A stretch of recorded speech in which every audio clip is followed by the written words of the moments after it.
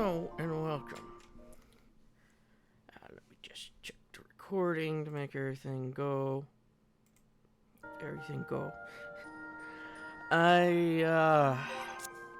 After the last episode, I went downstairs because my mom just gotten up and we were talking, discussing dinner and all that.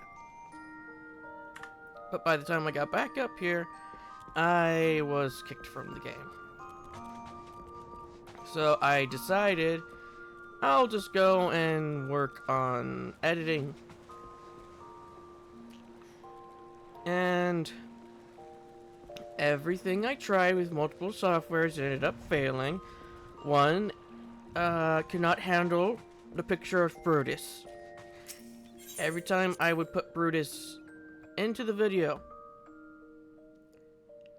the software would crash. Secondly, the second one that I tried turned out that it was the wrong type of editor. So, at least that one didn't waste any time. But I did keep it because I do have an interest in that type of thing. And, the third one, I was able to edit a video. But I could not make it into the right format that I needed it for YouTube. So that failed spectacularly, because that wasted my time.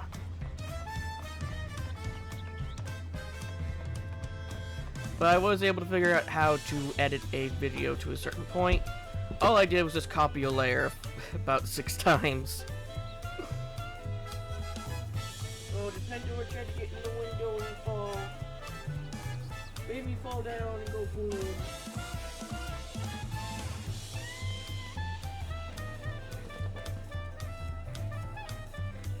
Yeah, Pandora needs to get her eye cleaned.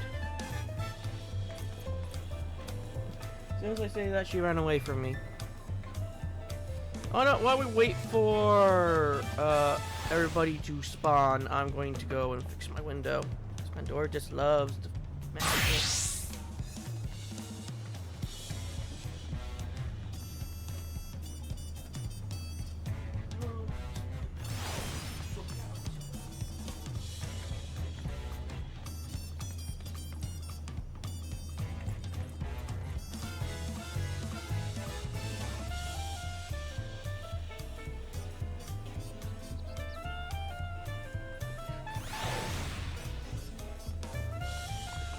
Well, the reason why Pandora fell down was because she didn't land in the window, she landed on my bookcase and knocked some books down.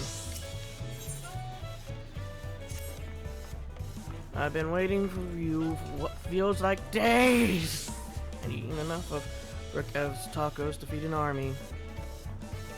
Those are that you like to know. Our main concern was confirming the state of the road ahead. Our main concern was confirming the state of the road ahead. As I recall, to reach depart on the Arch of the Dawn, then take the road west at the first fork. Should we be wary of anything along the way? That is indeed the way to Urkopacha. After the damage wrought by the recent downpour, however, you'll be doing more stumbling than walking. But do take heart, when it comes to rugged terrain, we have a most dependable solution available. Come with me.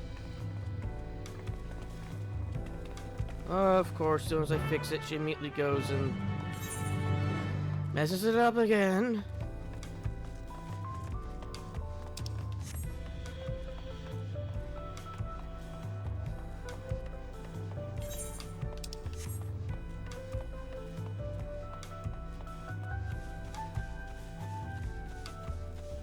But yeah, I'm currently having my dad, whenever when he gets up, he'll be searching around to see if he can find the program that I used in high school. Because he should still have it, which I used for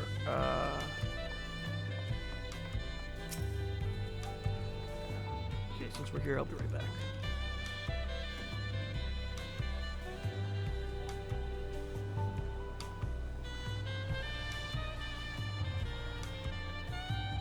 For editing videos, but then again, it is quite an old program, so I doubt it'll be in the format. I introduce you to our most dependable companion, the alpaca.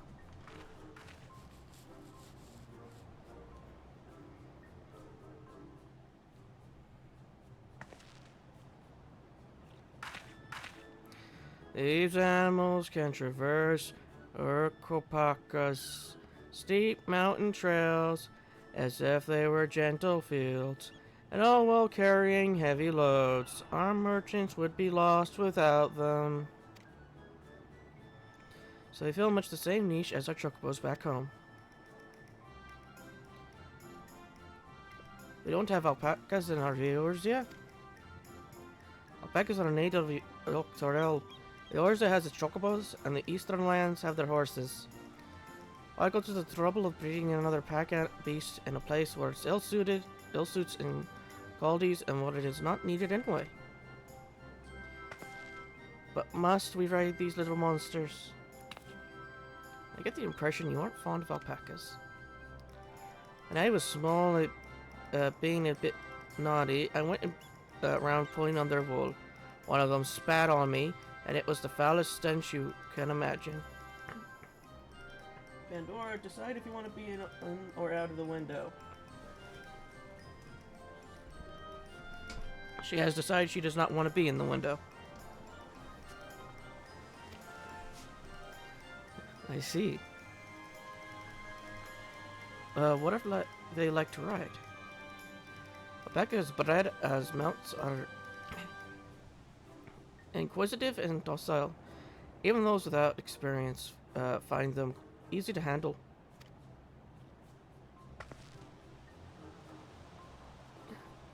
We're really doing this then? So was my information useful to you? Yes. Very well, even if it wasn't what I wanted to hear. Good. I'll take my payment now. Want me to pay you? I guess I should have expected as much from a fellow merchant. Let me see what I have on me. The Bello value an act of spreading joy through trade, as you should know. They take pride in making deals that profit to both parties.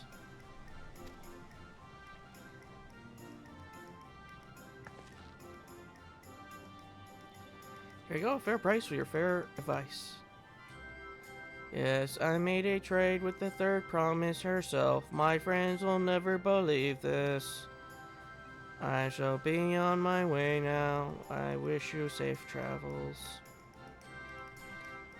Off you go then, and thank you.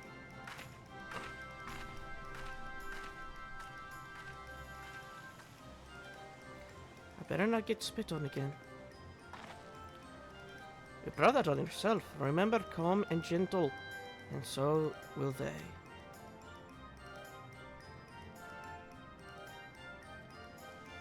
I'm still not happy about this. But if we need to ride alpacas to reach Garacha, then that's what we'll do.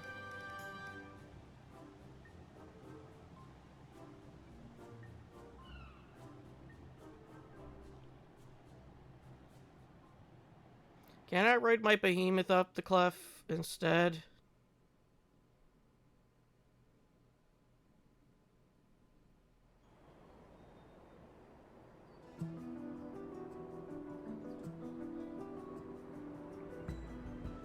Turali poets of yore sang of a mountain that would stand tall, even should all other lands sink beneath the sea. Indomitable and eternal, it arises from Urkopacha, the 100 peaks of time. Of all the beasts which crawl and fly, only the legendary Valigarmanda could hope to disturb the summit's serene majesty. Yet, with that flying calamity imprisoned by the Dawn Serpent, what great feat remains for those who would claim the throne? To kill it.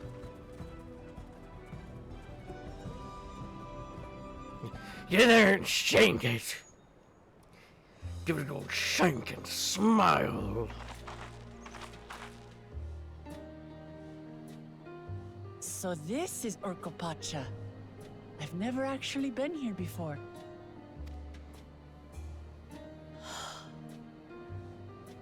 The air is so crisp and clear. Mountains everywhere you look.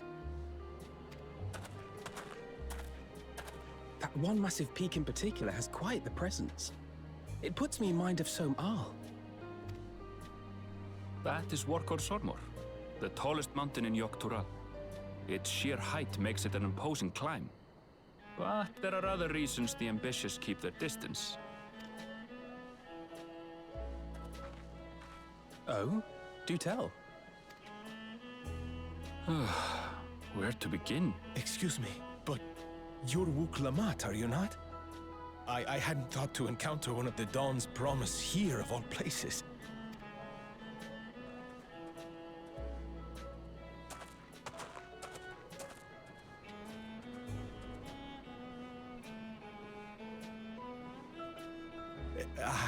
But I should introduce myself. I am Bol Nok, a weaver by trade. Well met, Bolnok. We're on our way to Watranpello. Oh, truly, I've just come from there, as it happens. I'd asked the Pelu who sell me their wool to give me a tour of their alpaca ranch. The head rancher and I shared a bottle of mezcal while he explained the finer points of wool production. Mezcal? Is that a local beverage? It's an Urkopacha specialty. A spirit made from distilled agave heart juice. Yes, and it must have done wonders for my mood, for I tripled my usual order of alpaca wool. They did offer me a discount, though, so it wasn't a bad deal in the end. But listen to me, boring you with my tedious stories. I will leave you before you are lulled to sleep. Goodbye, and safe travels.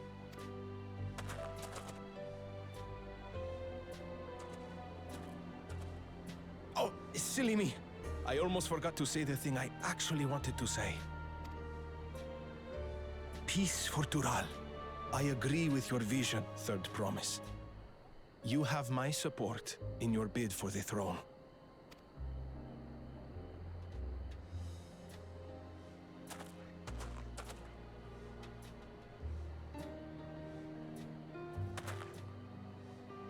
I gather from his tale we would be foolish to underestimate Pelu merchants.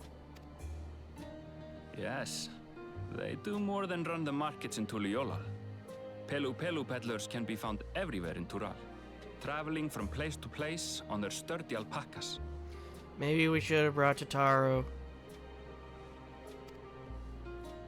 They are effusive and engaging speakers, and many's the customer who's been talked into spending more than they bargained for. They won't find this customer so easily charmed. They'll probably find you very confused rather than charmed.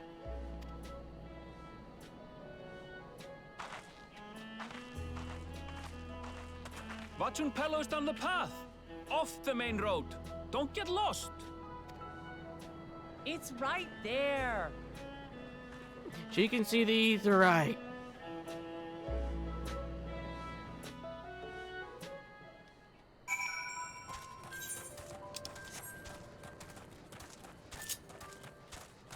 Oh, I don't have the pad on here.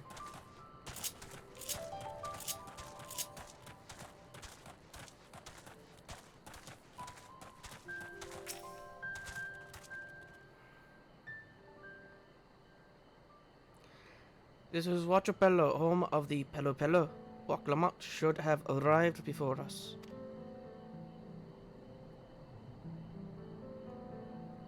So they're the ones with the fluffy. Oh, that's not good.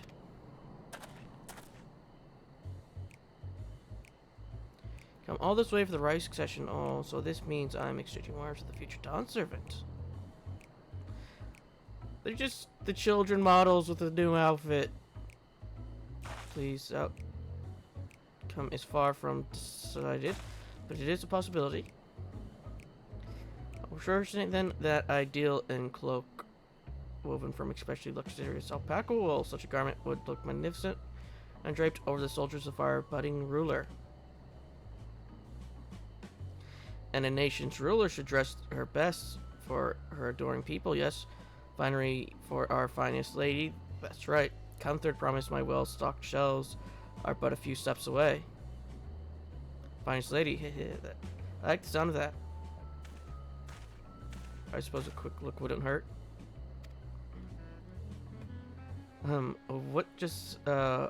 What did we just talk about? Aaronville, when did you...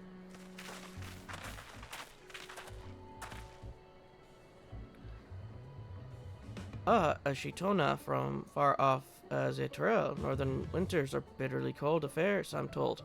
I cannot imagine how you survive them without a lovely warm cloak of quality alpaca wool.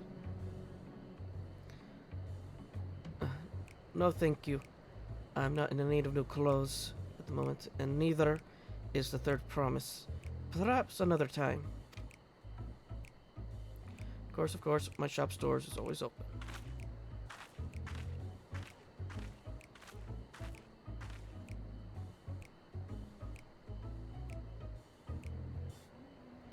You were saying something about not being easily charmed. I was just... As I mentioned previously, the Pelo people live for bringing happiness through trade. They won't cheat you or sell you defective goods. They will, however, disarm you with their daft turns of phrase and unwitting customs, like Wiggle fell prey to their affable approach time and time again. The recourse is a clear and firm refusal. They won't pursue the matter should you make your disinterest plain. Veritable insight into the minds of the Pelo. Let us all take Aaronville's words of caution to heart. Can I just touch the aetherite? I do like how they're all just staring at Alphino.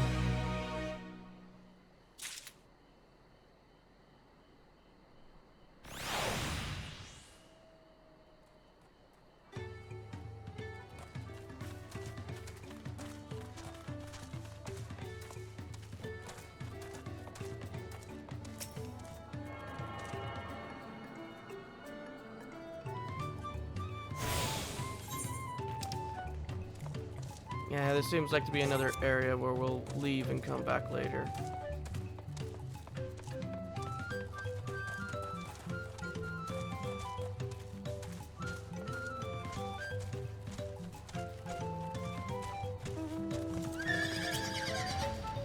So what do you sell, my man?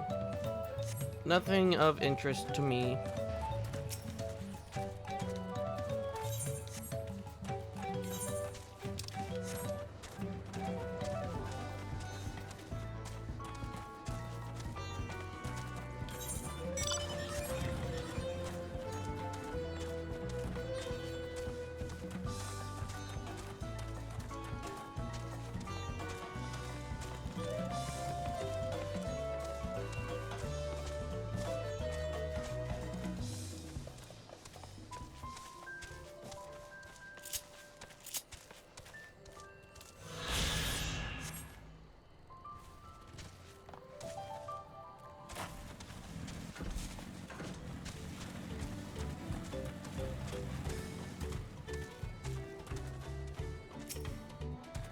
Well, these houses and buildings made to Pelo size, and mine too, come to think of it. Not my finest moment, I admit, but now that we're here, let's do what we come to do, find the Elector. Allow me to propose a strategy. Then Crowd, Alize, and I will speak with the merchant, Uncle Romance. You and Aaronville might try approaching travelers and passerbys. Examine and investigate any of the other establishments which catch your eye. Should we learn out of use, let us relay it to the third promise.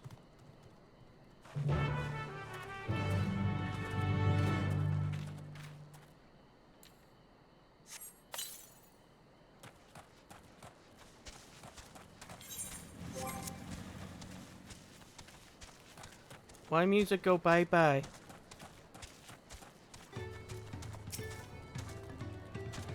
Dawn Servant, Elector? I think you were a new face in town. Here for the right of succession, I take it. Me, I don't much care who sits the throne, so long they keep Dawntrail peaceful. People tend not to be in a good mood to relax and sip our excellent mezcal once arrows and spears start flying, if you know what I mean. Speaking of which, would you like a cup? Joy shared is a joy doubled, I say. Alright, yes, you were asking about the Elector business. Being but freshly returned from my trading routes, I've heard that there's a constant afoot, but not much else. Our head ledger, Tobelli, could probably tell you more about it.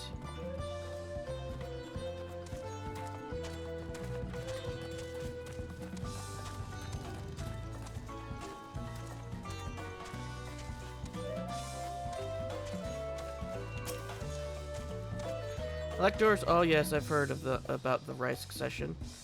They are looking to put a new ruler on the throne. Personally, I'm rooting for Zoral Ja. If the first promise wins, he'll look to expand our sphere of influence. That means across to more resources and more customers, and the thousands column, potentially. So many new trading opportunities to spread happiness far and wide. Others have been coming around to my way of thinking, so I've begun crafting goods inspired by the resilient sun. Would you care to purchase something? No. Very well, you said you wanted to know about the Elector. I could help you, but I won't. I could tell you're no supporter of Zoral Ja or his policies.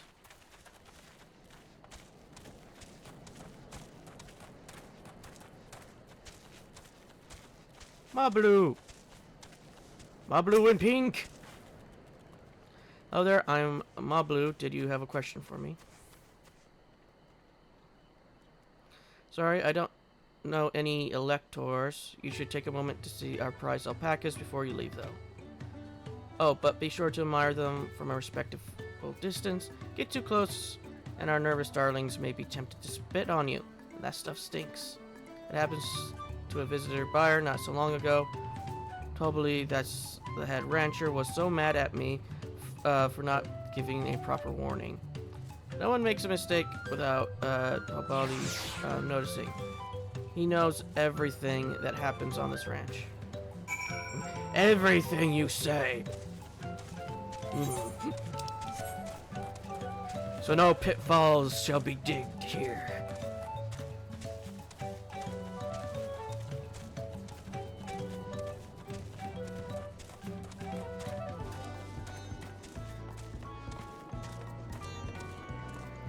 Does every town have a viper?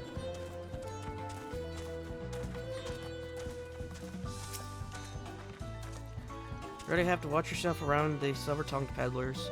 I almost bought a bottle of mezcal and a stack of blankets. And then there was this enchanting ornament. Anyway, I did manage to learn that Tobali is the man to talk to about the contest.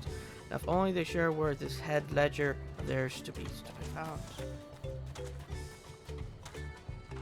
Really, he's also the head rancher. Well, the alpaca's ranch is not far from here. I say we paid a visit before the others return.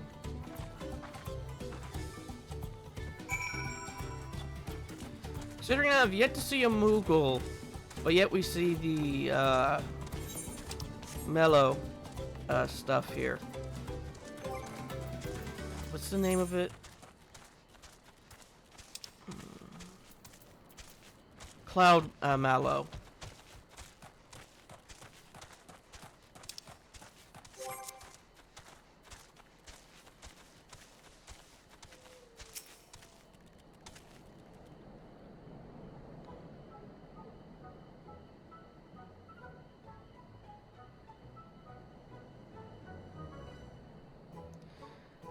That's a lot of alpacas.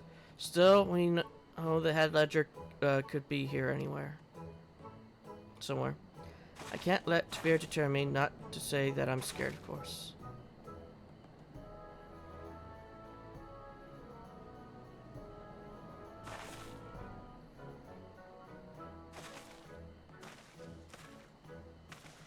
Excuse me, is one of these workers Tabali?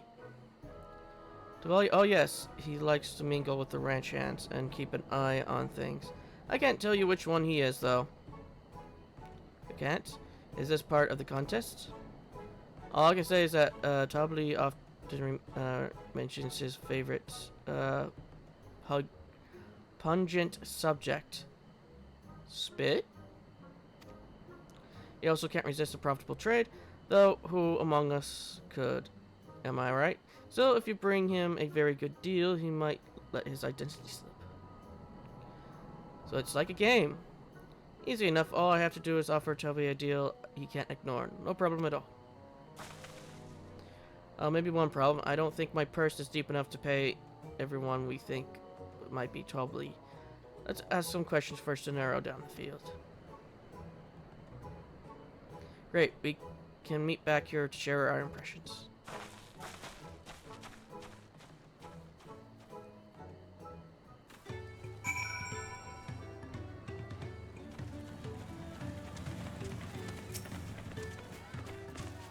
You think I might be Toby? Haha, well, maybe I am.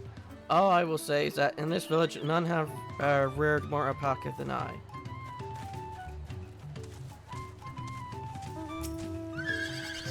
A visitor from across the zone, if I'm not mistaken. Be warned, the alpacas will spit if you startle them. I suggest you keep your movement slow and deliberate.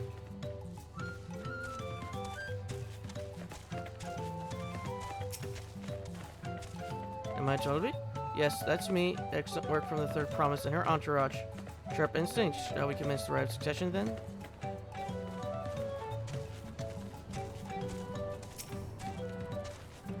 I'll say I'm not Toby. I mean, oops. I shouldn't have said that. You're meant to find out for yourself who Toby is, or if an elector is even in the village at all. Good luck.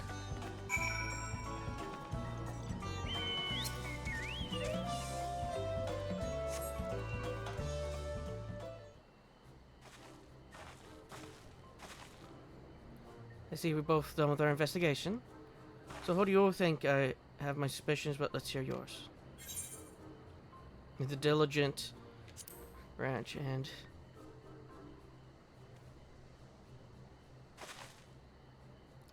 The workers so intent on stable chores. I had my eye on that one, too. Time to rip the mask off our mystery ranch hand, so to speak. He was the one that mentioned spit. We know it's you, Toby, and to prove it, I propose a deal. A generous sum of coin for a confirmation of your true identity.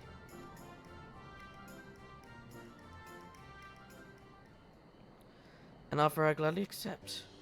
As you have correctly guessed, I am indeed Toby, head ledger of Dawntrail and head rancher of the family ranch. I am also one of the Gulu Judge's chosen electors.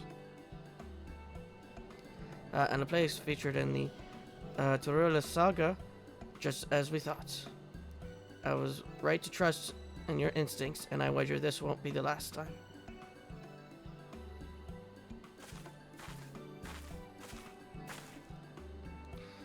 She found you out fair and square, Toby. I'm glad she did. Would have been a pity had her bid ended here.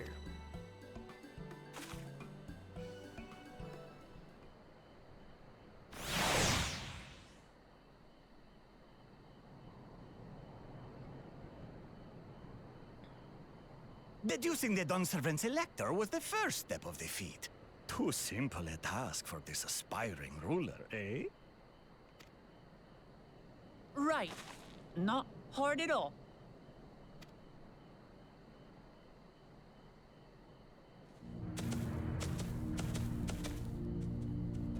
Oh, I thought we wanted to see these guys until the end. Zorolja.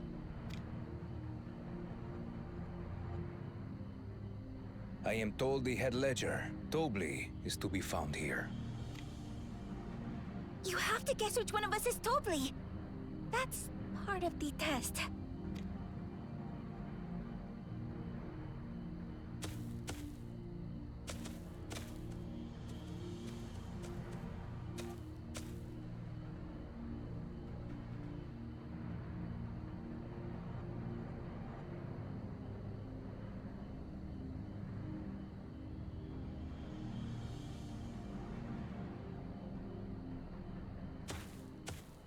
You're Tobli. Without even asking a single question. Very impressive indeed. With that amusing prologue out of the way, we can proceed to the actual challenge. Per the Dawn Servant's instructions, I was free to devise any manner of feat. I considered the number of possibilities in the 10th column. But I think I have a good one.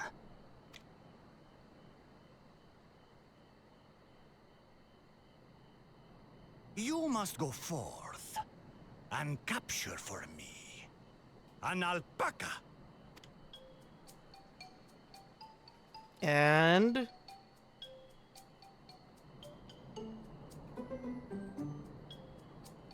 While I've not had the best experiences with alpacas, aren't they generally docile creatures? That doesn't sound like much of a challenge.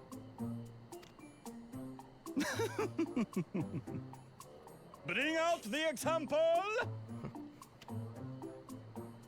is it a Stydian?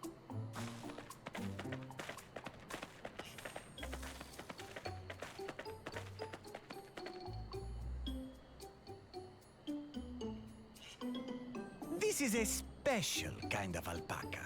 Would you please approach the animal, Third Promise? Who? Me? Well, it should stay calm if I stay calm, right? That's what Erinville said.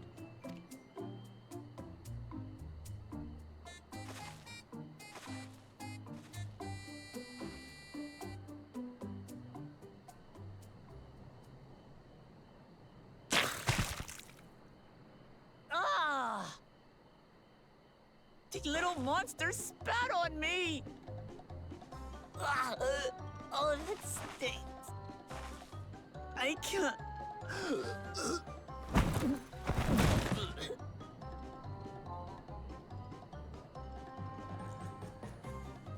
Alpacas are paradoxical creatures, being both extremely curious and extremely cowardly. Press your luck when they're frightened, and you'll get a face full of spit, as you've all just witnessed. Has an awful stench, their expectoration. The globs contain half-digested food, you see, making it an effective deterrent against perceived threats. Wild valley breed like this one are especially timid and can therefore be quick to lash out. They're also especially hardy. Indeed. We take the rugged wild alpacas and breed them with our gentle domesticated stock. This produces the strong but biddable pack animals prized by our traveling merchants.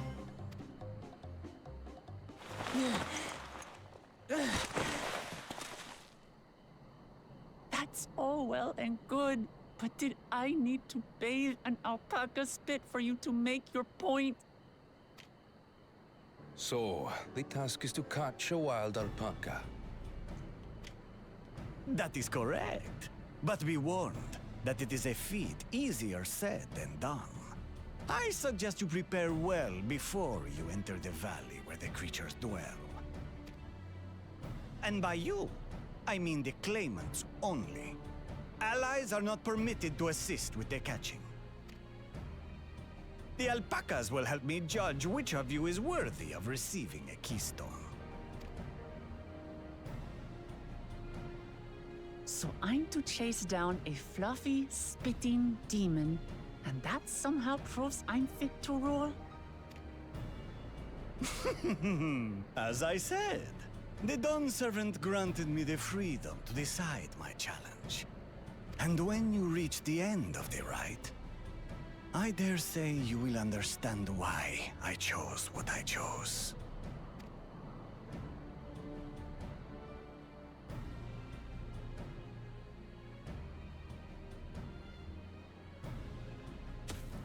Very well. This won't take long. Wait! Didn't I warn you this was easier said than done? There are preparations to be made, factors to consider. A beast is a beast. All yield to strength.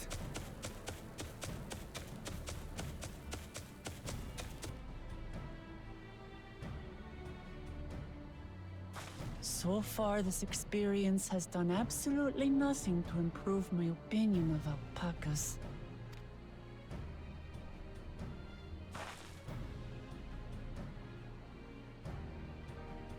But that doesn't mean I can't do this. Revolting spit aside, they're just another animal.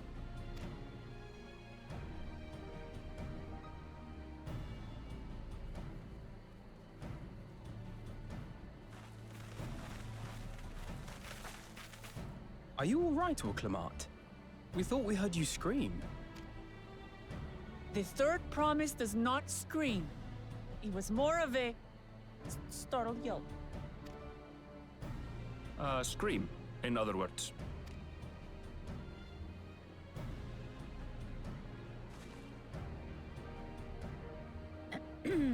Did you find the Elector? Oh, we certainly did.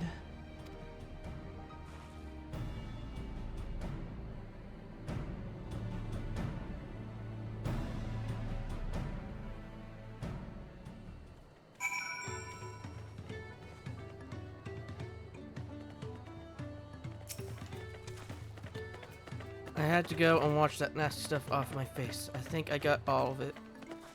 But would you mind taking a sniff for me just to make sure that stench has ruined my sense of smell? Hey, I saw that look. Oh, we can get gloves here.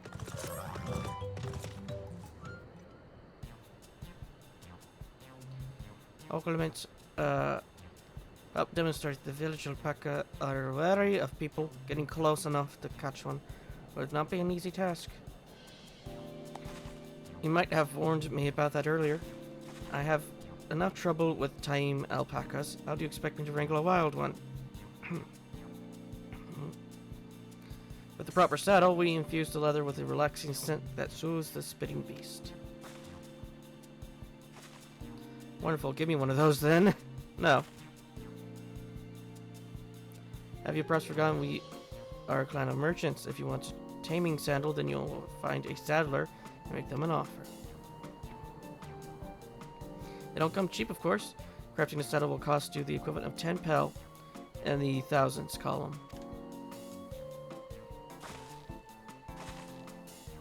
You mean 10,000 pel? I don't have that kind of coin.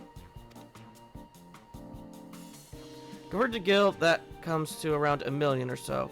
Yep, if we all pitch in. No, this is my feat to accomplish. I wouldn't feel right about having others pay the cost. I'll find the money somehow.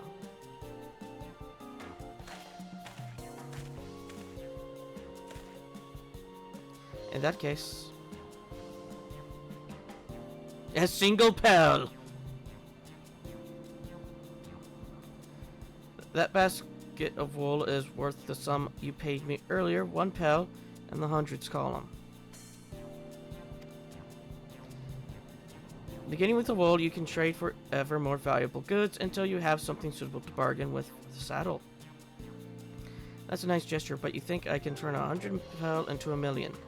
That's 10,000 times over. We need 10,000 pel, not 1 million. So we're looking for 100 times more. Alright, I panic, got it confused with Alphino's million guild.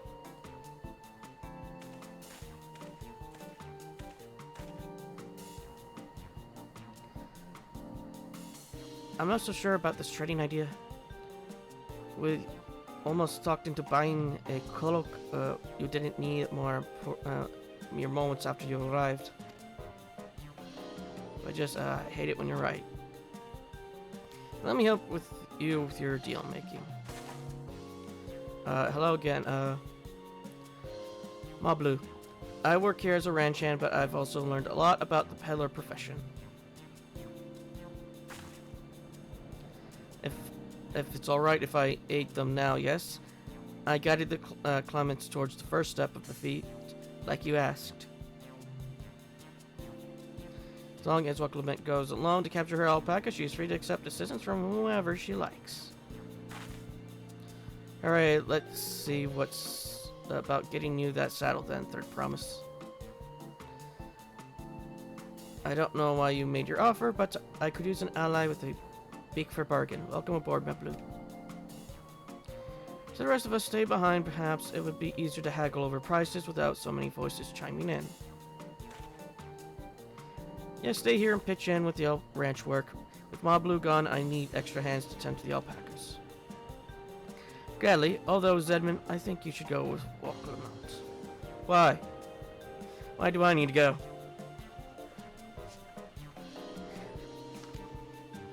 You've seen markets and bazaars the world over, and surely you have sage advice to share? No. No, I don't. I don't go to markets that often, and when I do, I usually spend a lot of guild on armor, which is a lot more than I should be spending. If I went to the market board, I could probably get cheaper armor.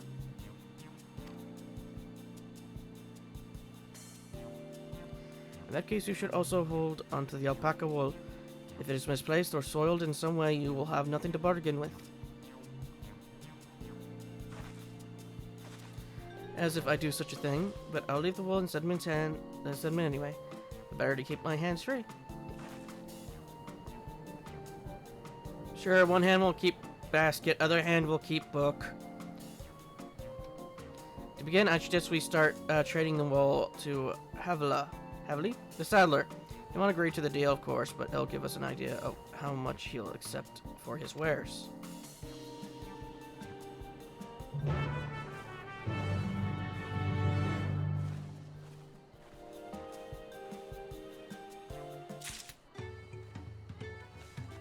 Considering the last time I did this, I only got to a gold-plated pickaxe. I'm not liking my odds.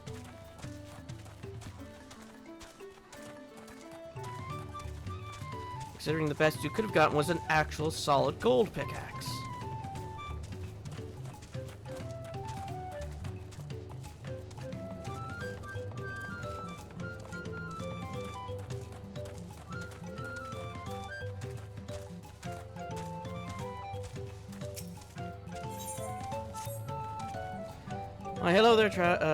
Well, hello there. Tell me, friend, are you not curious about the vibrant, carmine hue of our traditional wear? A shade this vivid can only be brought out through the application of an age-old dyeing technique. Help me out, and I'll tell you all about it. In the hills southwest of here, when you can reach by exiting from the nearby gate, there are a few spots where sapped Notocactors are commonly found. I would like you to collect precisely 2 of them for me. Worry not, I've prepared these 2 remarkably thick sacks that should get that job done. I appreciate your assistance.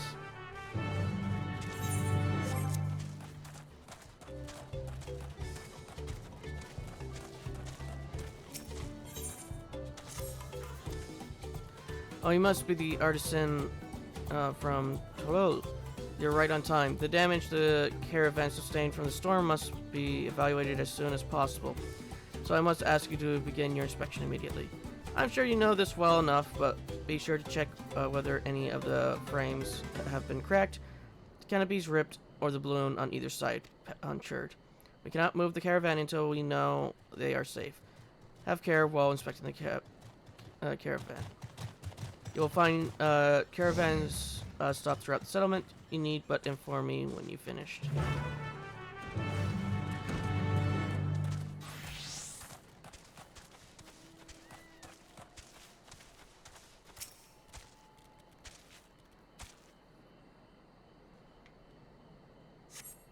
You've examined every elm of the caravan, but discovered no issues of note.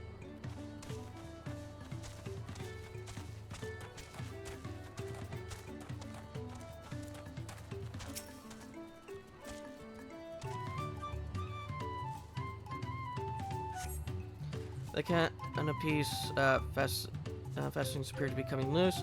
While this will not impede the caravan's ability to travel, repairs would undoubtedly lead to a more enjoyable journey for its passengers.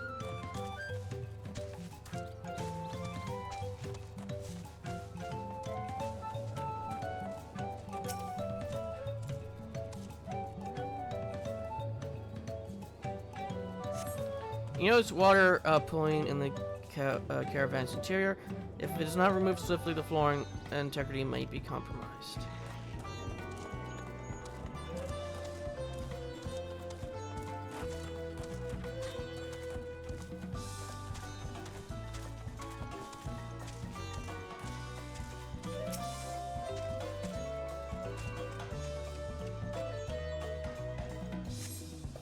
You carefully examine the balloon, but are unable to identify any punctures or tears that might prevent travel.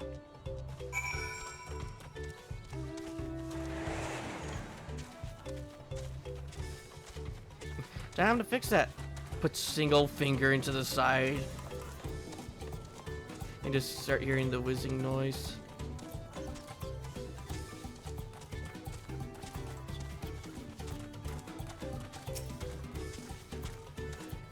Well, you did a wonderful job, though it seems one of the caravans will need slight repairs. I'm relieved to hear the damage was not significant. By the way, an artisan claiming he'd been beckoned all the way from to assist with inspection came to me a moment ago asking for work. I was in such a hurry to have the caravan examined that I mistook you for him. Please forgive me. I'm just grateful you were kind enough to heed my request. The caravans are an innovation from Koana. They're in his studies across the salt. Encountered something called a chocobo carriage, and had these designs in their image. By attaching the balloons on either side, the caravans are lifted into the air, becoming light enough for our alpacas to pull. It is an immensely helpful innovation, allowing us to tread the steep mountain roads throughout Dawntrail more safely and swiftly than ever. Thanks to you, we are one step closer to having our caravans ready for such travel once more, and returning to a sense of normality.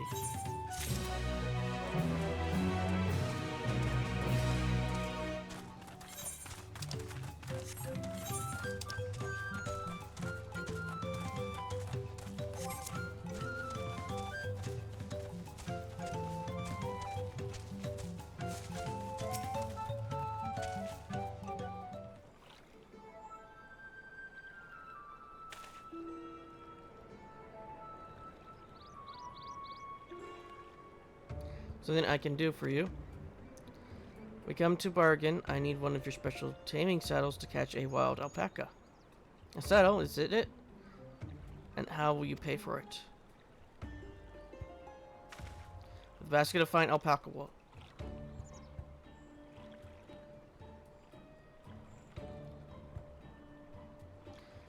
What use does a saddle maker have for wool? Besides, this would barely cover the cost of a single strap buckle. Offer me something I actually want.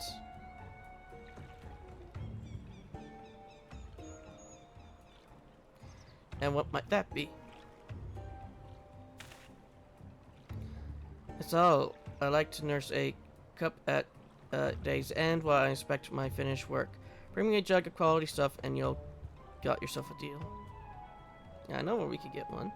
This bodes well for us. Third promise such Mazel could be had for only 5 pel in the thousands column.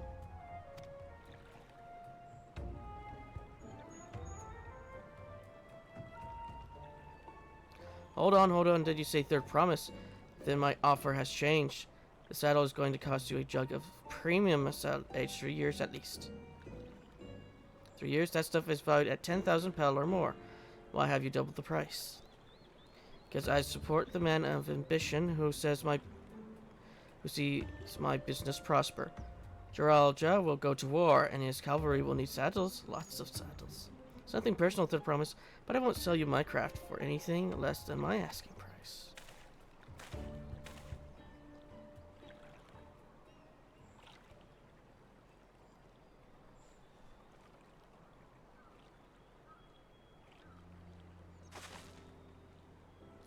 Can't say that I blame him. I'm known for championing peace, and peace is unlike to bring him more customers. Those of our grandparents' generation remember the dark days when the clans were at war. Many of these Pelo pray for your victory, Woklamant. The younger ones, though, to them, strife and bloodshed are a children's story. They think themselves safe from the horrors and take the peace what we now enjoy for granted. Still, others are unsatisfied with this quiet prosperity and crave the future of the second promises and visions. They become obsessed with innovation like the dirigibles that have made trade swift and easy. Then you have those like Havli, convinced that the first promises plans for conquest will afford them opportunities for great profit. But what about you, Mablu? Aren't you of the younger generations at least a year or two younger than me, I say? Oh, I was raised on the old tales. I've memorized the accounts of what it was like when the Yokhoi ruled our village. That's why I offered to help. I want you to become Dawn's servant to keep our nation from going back to the way it was. Oh, then I guess it's better make sure I win the contest. But the type of mastical the saddle maker wants is very expensive. And it's beginning to snow. Aren't we expecting to need 10,000 pounds from the outset? Nothing changed, we just need to get on with it. I may not have a head for trade or the stomach for alpacas, but I won't give up with the piece of Tariola on the line. And neither will I. We will make you Dawn servant. Aiming for the 10,000 pound jug right away will only bring us failure and frustration. So let's first try exchanging the wool for anything even 8 touch more valuable. The trick is to find someone who needs alpaca wool and is willing to trade at a loss to acquire it. Someone who supports your bid for the throne, for instance.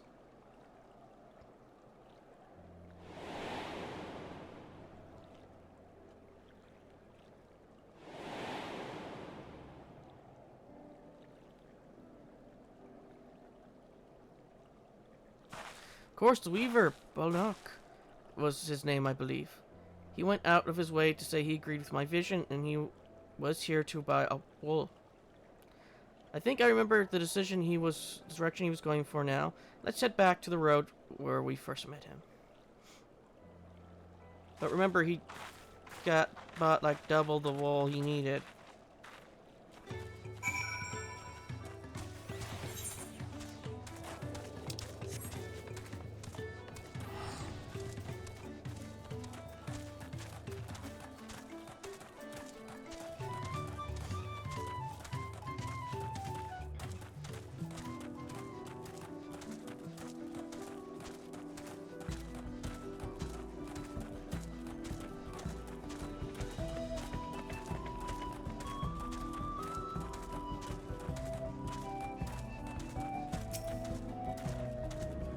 There's a spot after he talked to us, he walked off to the south.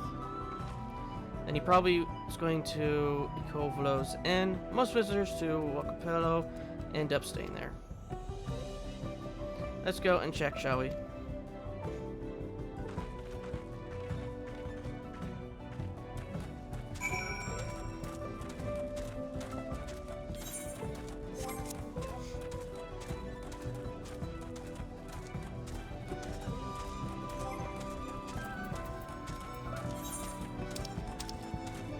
Want to do the quick check around. Probably would have helped if I even remembered what the mount even would have been.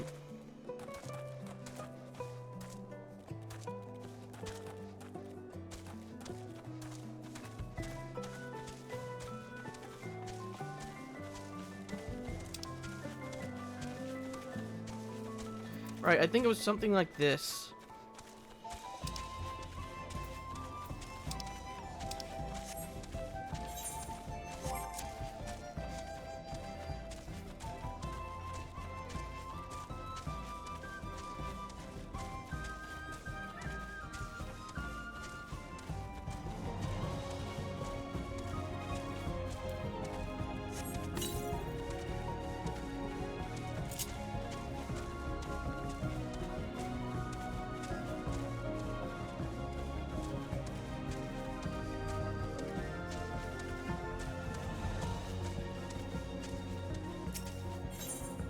Oh! Oh, I didn't look down. Thick sac. A sac that's enough to prevent a Noctocactus prickly spines from protruding to the exterior, yet able to be tied tightly enough that not even the tiniest of pests can escape.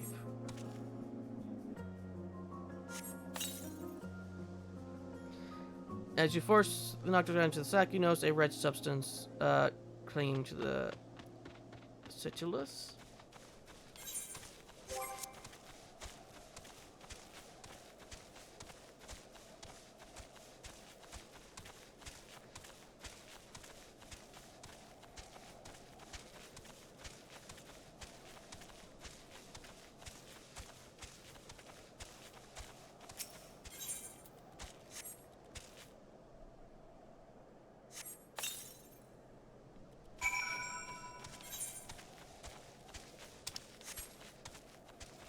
Did we just put some drunk cactuar in our...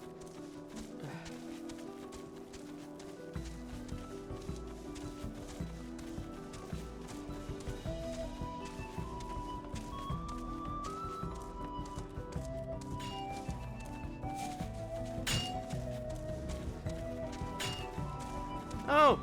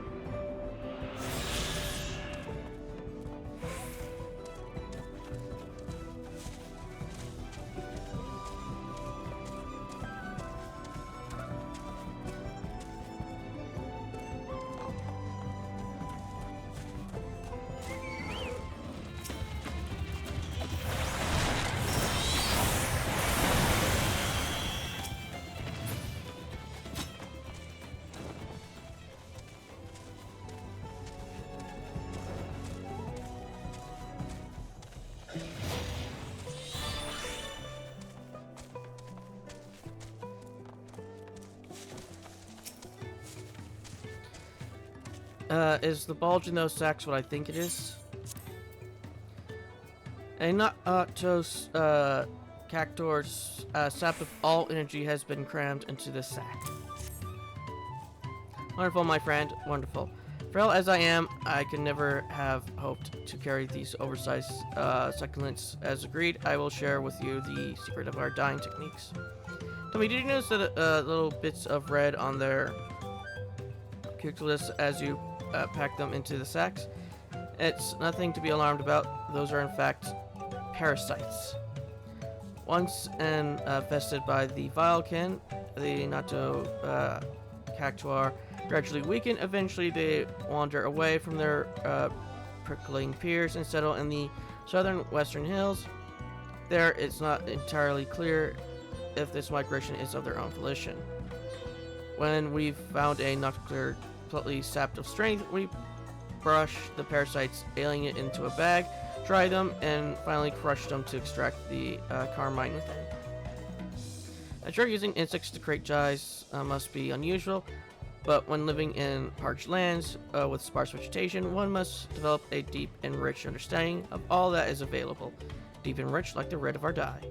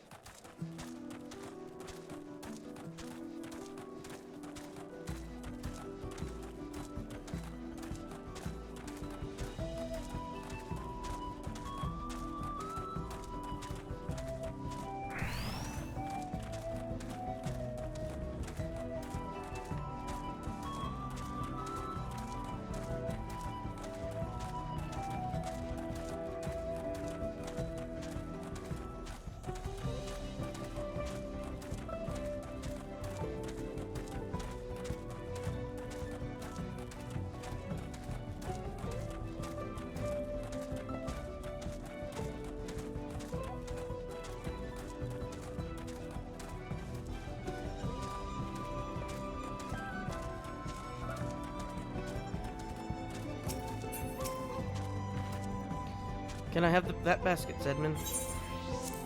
Basket of standard quality wool you received from Tobeli. Worth 1 pel in the hundreds column. Thanks, now let's see if we can turn a profit.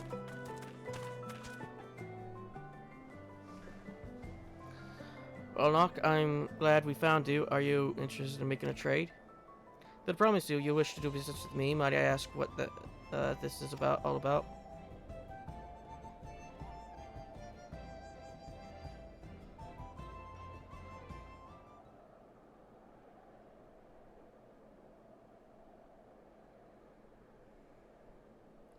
See, so the goal is to turn that basket of wool into a jug of 3-year-old premium Mazalka.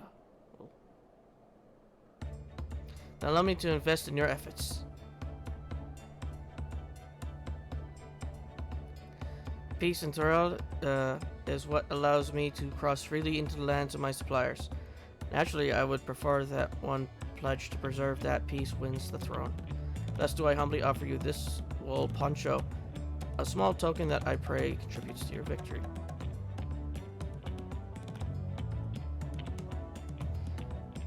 Oh, that's fine craftsmanship. A garment like that would easily fetch 5 pel in the thousands column. In the hundreds column. That's very generous, Bogso. Thank you. I promise I won't let you down. I have every faith in you, I promise. May fortune bless your future dealings.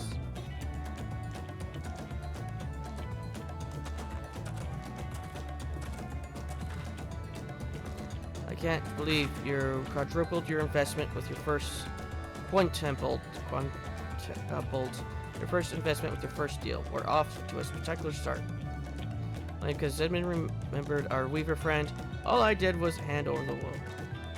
That's not true. The connections you build with people are vital. This is one of the most fundamental precepts of trading, one which you instinctively mastered. You think so? I know so. Now let's take our 500 pel poncho and trade it for something even more valuable.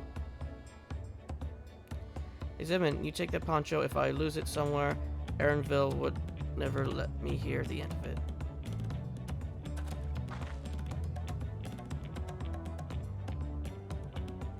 All set, our next deal is waiting to be found.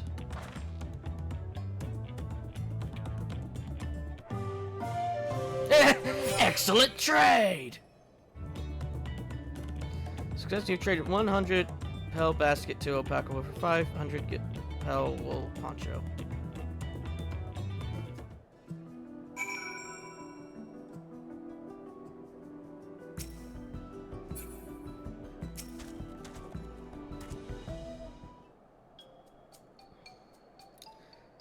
Leveraging connections in a sound strategy, but we should also consider supply and demand. An individual in urgent need of a good poncho will offer more than a merchant simply looking to stock his shelves. That makes sense, but how do we know if someone needs a poncho?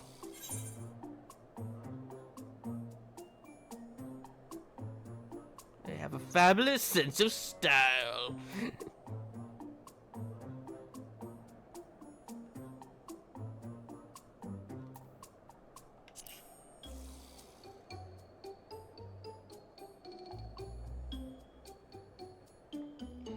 It's a nice sturdy poncho, but the design is traditional.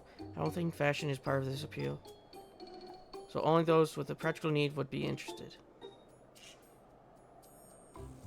Wait, that's the obvious answer, isn't it? We look for a person without a poncho and hope they're eager to buy ours. Yes, there you go. We find the demand for our supply. So where should we begin our search for prospective buyers?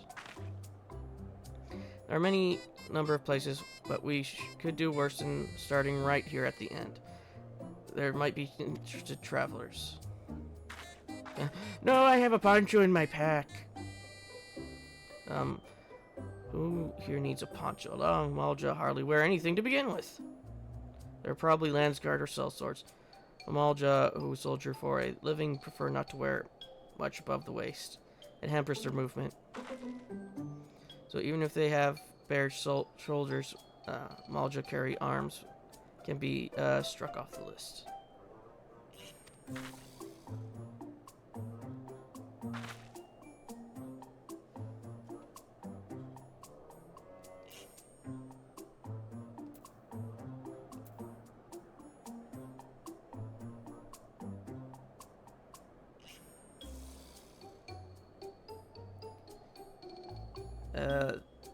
This one?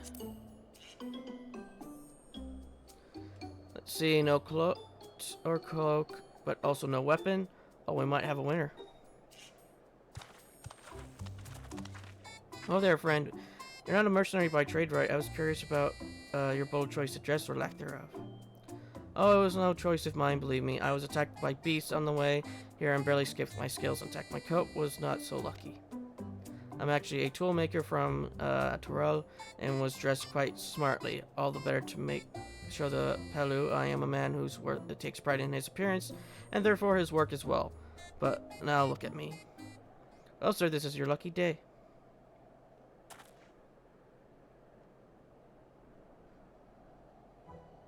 Well, splendid, Poncho. This would be a perfect replacement for the coat I lost. Would you be willing to part with it if you would like to make a trade for one of your tools, fine tools, perhaps? What about this hatchet? I crafted it myself and will vouch for its quality. Please look sharp. The heft will well made. I'd value at least 1 in the thousands column. All from 500 to 1,000. We have a deal. Wonderful, fine garments such as this should put me on even footing with any Pelu merchant. Like the impious owner of Mipelu Mate's garden. For one, her field hand uses hatchets to harvest the mate. And I thought to impress her with the tool I sold you. No matter, I have other wares to sell. Glad I have met you. Did you hear that? We are already found our next buyer. To Mipelu's mate garden we go. Yes, but that's a fair distance on foot. We should take it alpacas. You two shall take alpacas. I will go by foot. These ones will be the calm type, right? Does it matter if they're calm or not? Succeeded a 500 pel wool poncho for a 1,000 pel hatchet.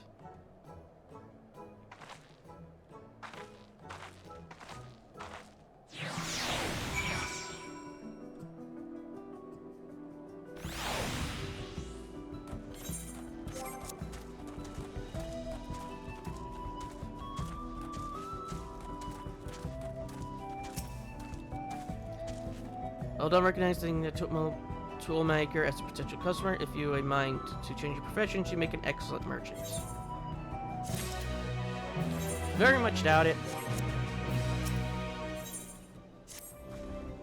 Before we get moving, you should be the one to hold this. Why is it sticky? With that, I suppose we should hop on the alpacas. Malblue has so kindly provided. Here you go, let's mount up. Oh no. I'm on the chunky one.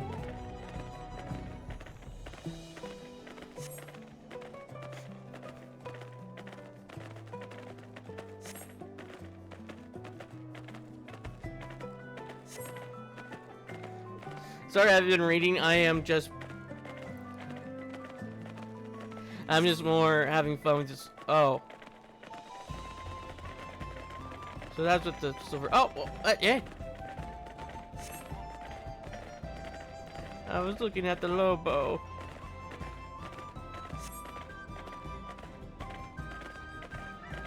That's a Bandersnatch.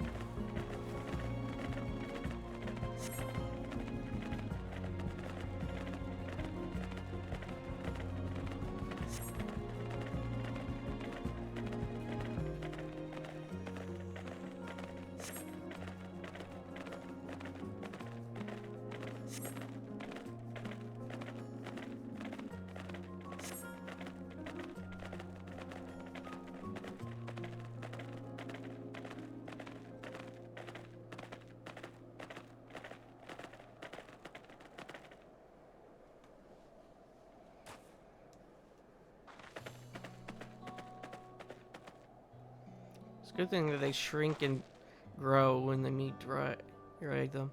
We made it in without a single smelly instance. I sent the alpaca back to the inn as we've walked along the main road when we returned to the village. Speaking of roads to travel, we were adopted by the Dawn servant. You were adopted by weren't you, Third Promise? That I was.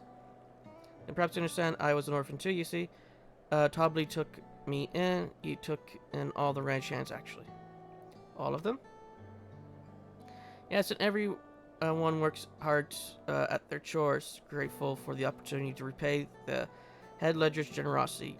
Yet here I am, the one who's wanting to go off and be a merchant.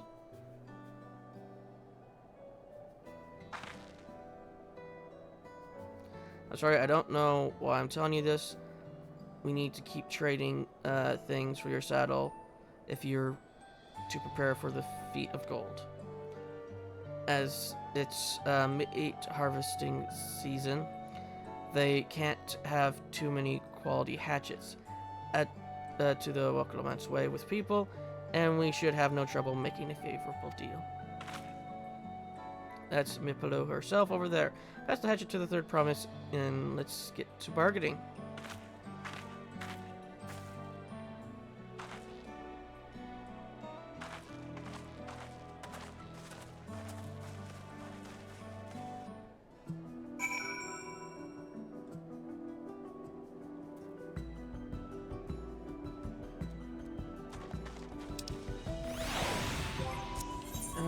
No quest. You have that little axe for me. A finely crafted hatchet you received in trade of the wool poncho, worth 1 pel and the thousands call. Next, now to see what we can get for it.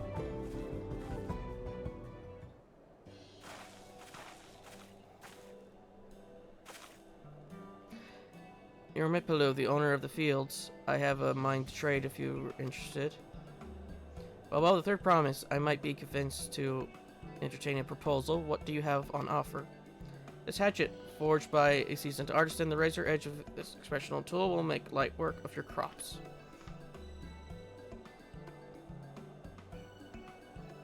Now, the quality is acceptable, I suppose. I offer you a large sack of mate leaves in exchange.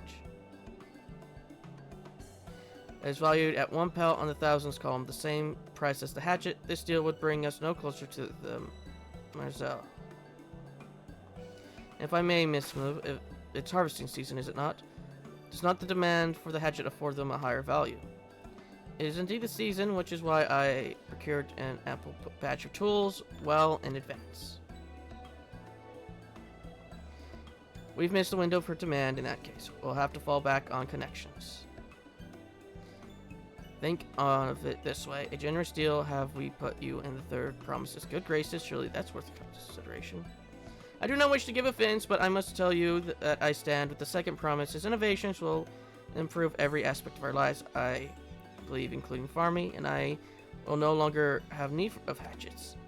I assure you that I have nothing but respect for Wokelomant. That is why I am prepared to purchase a spare hatchet at a fair price. I suppose it is fair given your reasons, but we ourselves have but no better off for the transaction. What about this then? If we were to help bring you in your harvest, would you give us a better deal? As a matter of fact, I would. Until Quana's reforms come about, I can always use more hands in the fields. Then you can go ahead and add our labor to the bargain.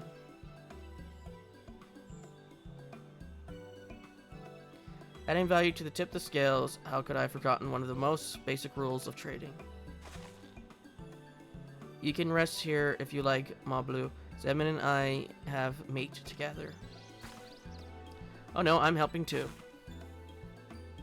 Off to the fields then, and mind you pick the healthy leaves. I take 5 good bundles for each of you.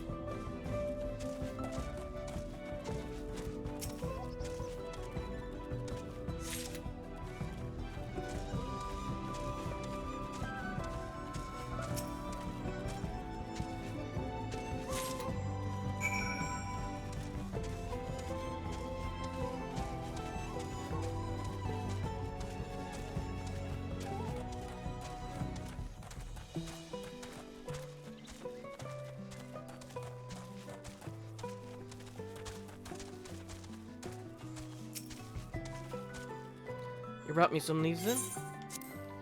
A sizable pile of freshly harvested mate leaves.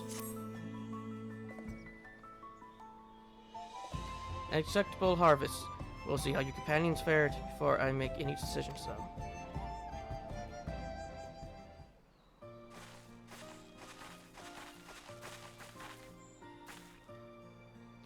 Here we've brought our share as well.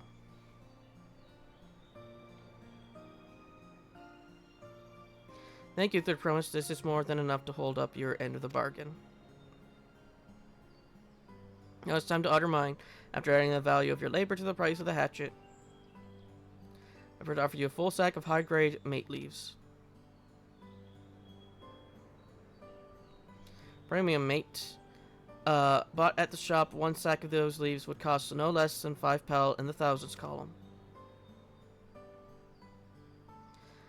And we can bid farewell to this hatchet.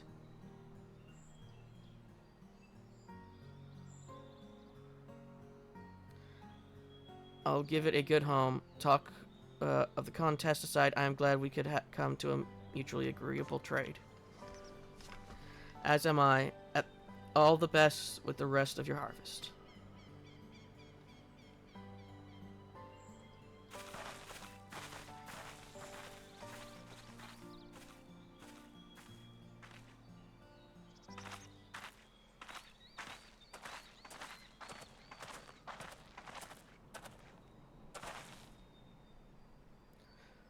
My blue, what's wrong?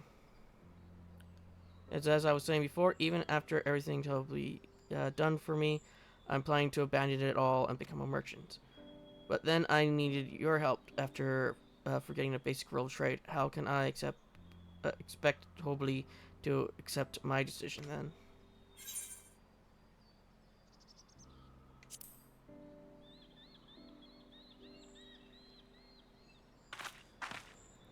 Not exactly. I wanted to prove I could succeed as a peddler before I declared my intentions.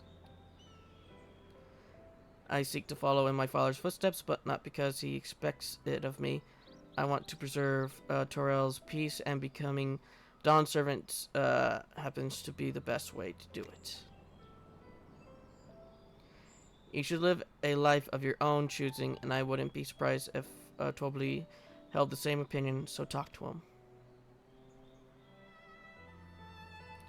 You're right, it's better to find out for sure than worry over what he might say. Thank you for the advice.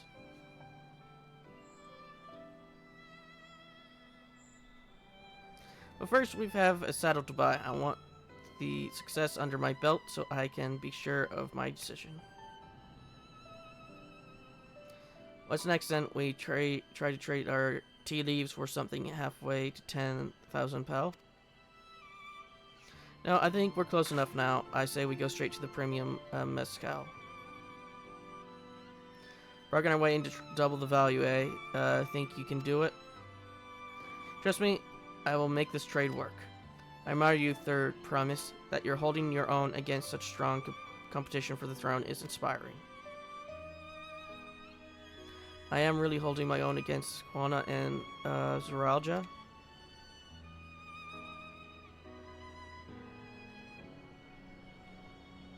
I mean, of course I am. I am Woklamat of the Dawn's Promise, after all.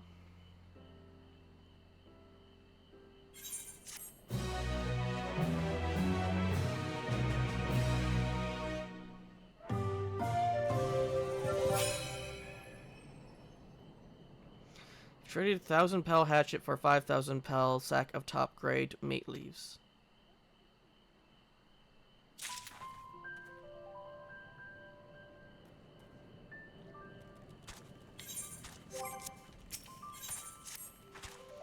Before we go, let me give you the mate leaves. I don't need to risk proving Evan Rule's point.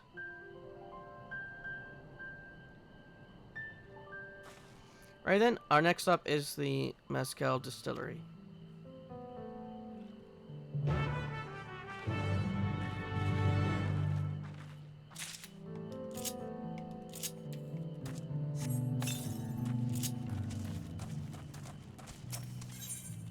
Oh, we can get more accessories for Dark Knight. Hello there. I hear you're a traveler from across the salt, just the person I need to assist me. I wish to expand trade beyond the borders of Dawntrail, and so I've been planning to export mate tea. The problem, however, is mate's reputation for being something of an acquired taste. My solution was to blend mate leaves with other of our local specialties, and your foreign palate would be perfect to taste them. One of our brewers has already prepared a batch and the relaxation area. Why not go and speak with her? I don't like tea. Only Lalafels may enter.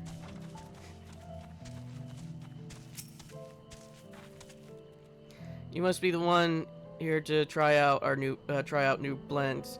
I've prepared 3 for you to sample. I believe there's nothing more telling than the expression of one makes when you sip their first cup of an unfamiliar tea. So go on and have a taste, but please stay while I can see.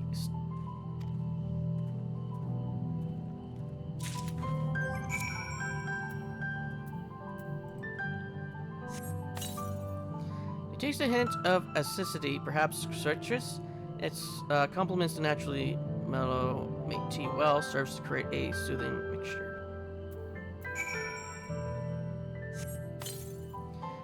Note of honey and vanilla tickles your tongue. A delightful blend. It may very well have wide appeal in Eorzea and beyond. You detect a light bitterness behind the full-bodied earthly flavor of this blend is quite unique, but will surely have its admirers. I can see from your expression how much you enjoyed each of the blends. As the one who personally brewed them, I am truly honored. If you have a favorite among them, please let probably know.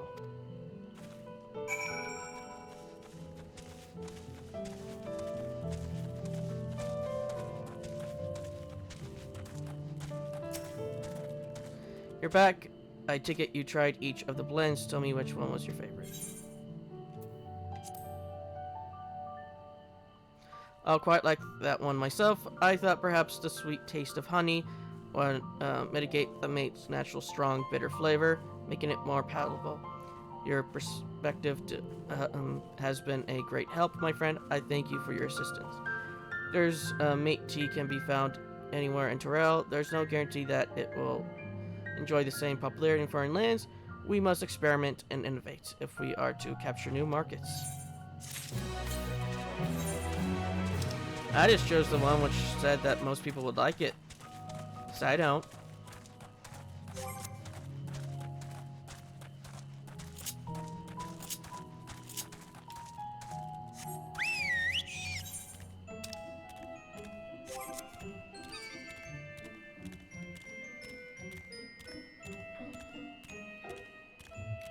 I don't like tea and I don't like coffee.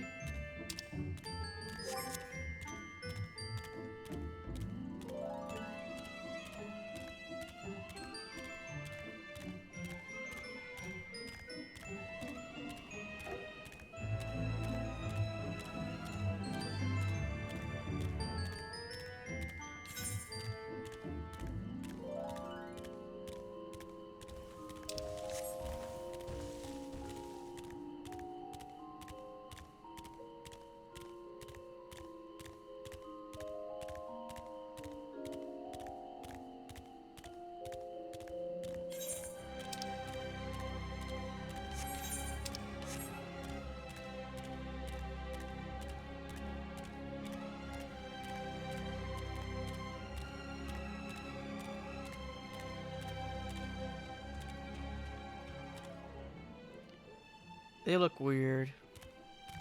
I don't even know how that jaw works. This doesn't look like it should work.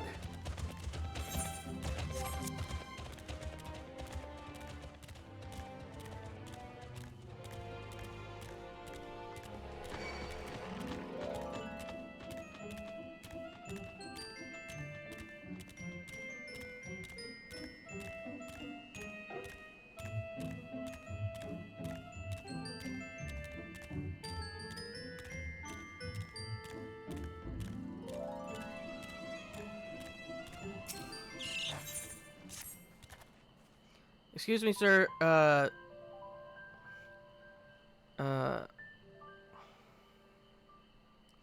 Do you have a moment? Please, I need your help. I'm a craftsman come to discuss a new project with a client, but I seem to have lost my lucky charm along the way, my dear doll. I'm afraid how the meeting may turn out without it. The last time I saw it was at Panu's retreat. Maybe it fell out when I was gathering my things. I'm to meet with my client in just a moment, and it wouldn't do to be late. I realize this is sudden, but would you find my doll for me? I'll delay the meeting for as long as I can.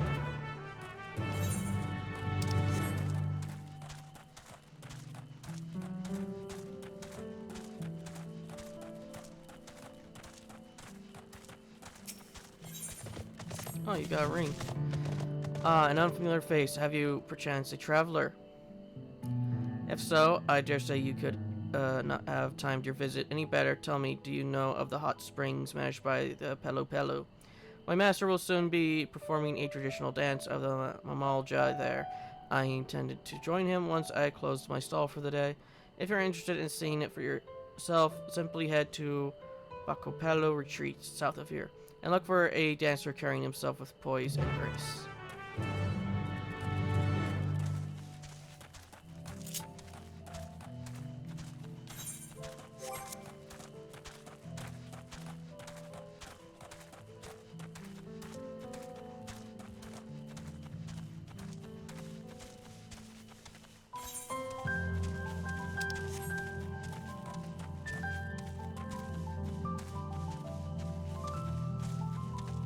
So we do have to go up this way.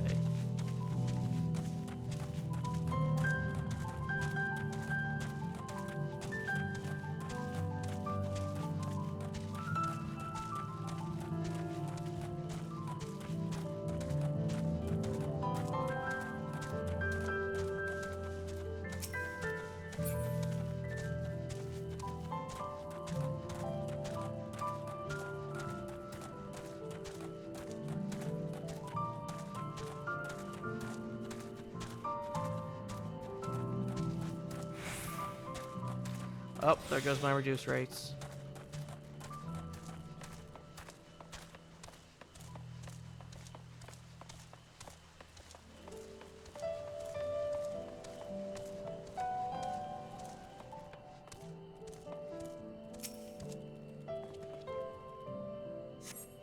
Open the lid and look inside the jar, but the doll is nowhere to be found.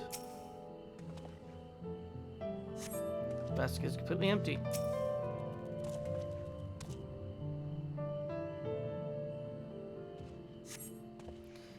Locate a small pouch behind the shelf. Inside you find an adorable doll. A warm smile adorning its face. This appears to be the missing item.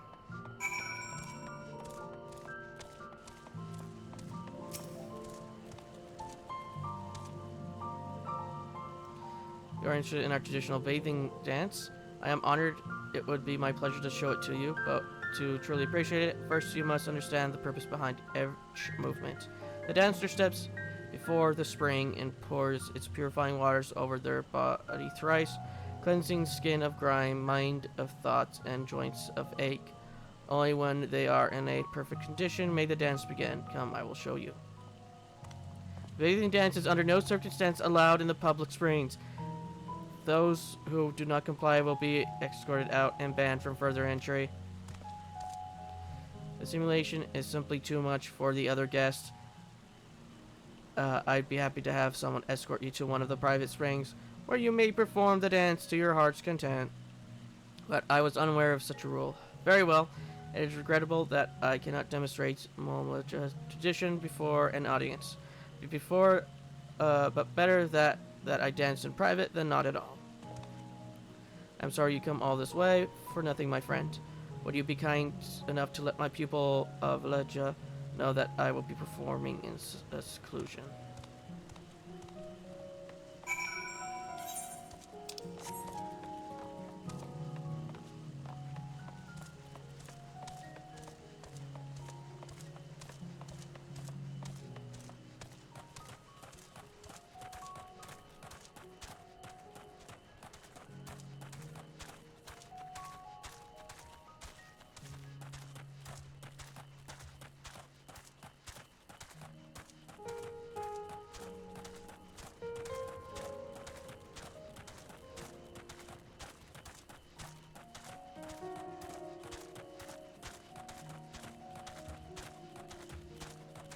Eh?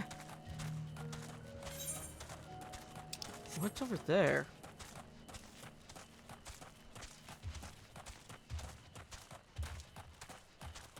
Try turning these quests. I want to see what's up there. Oh, actually, we could just go over there now. And that we would have had gone through the village.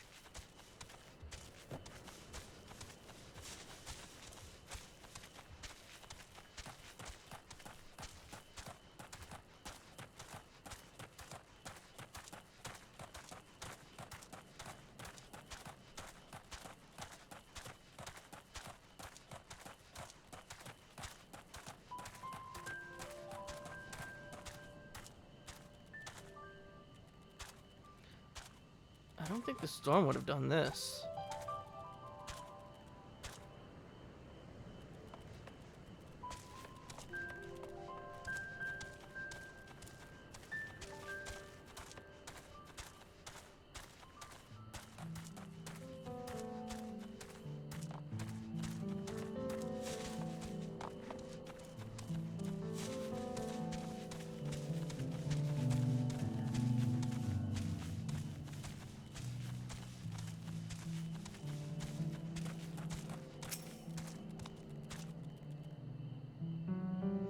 Oh dear, forgive me. I didn't realize the dance had been forbidden in the public springs.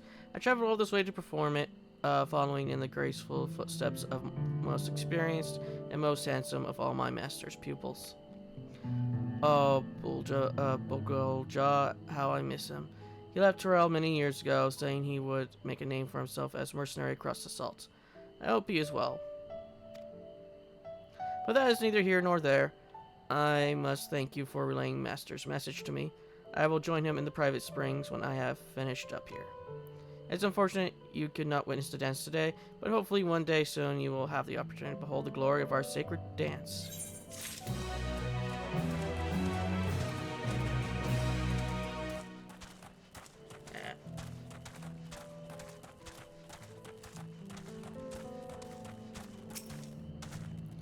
Were you able to find it? This pouch contains a traditional pillow doll with an enduring smile on its face. Oh, thank goodness, my precious doll. I won't let it out of my sight again. We Pillow become merchants after Golol Jaja bestowed a great kindness upon our people to help achieve his goal of fostering amity between clans. This doll's bright smile serves as a reminder to uphold that ideal. To spread happiness through trade. I have no doubt that you, being the kind-hearted individual that you are, will enjoy great fortune and happiness in your future business endeavors. I truly can't thank you enough for your help. Bye-bye! Level 92. We learned that... Oh, that was... Okay.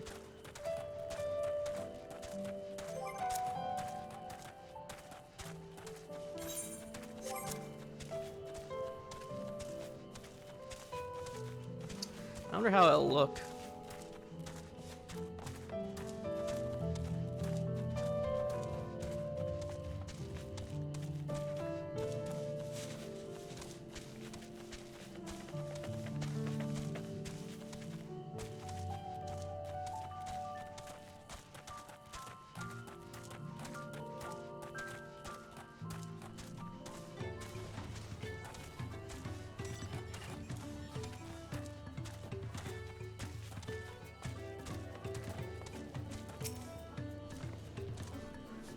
I want to speak with a man by the name of Goobly.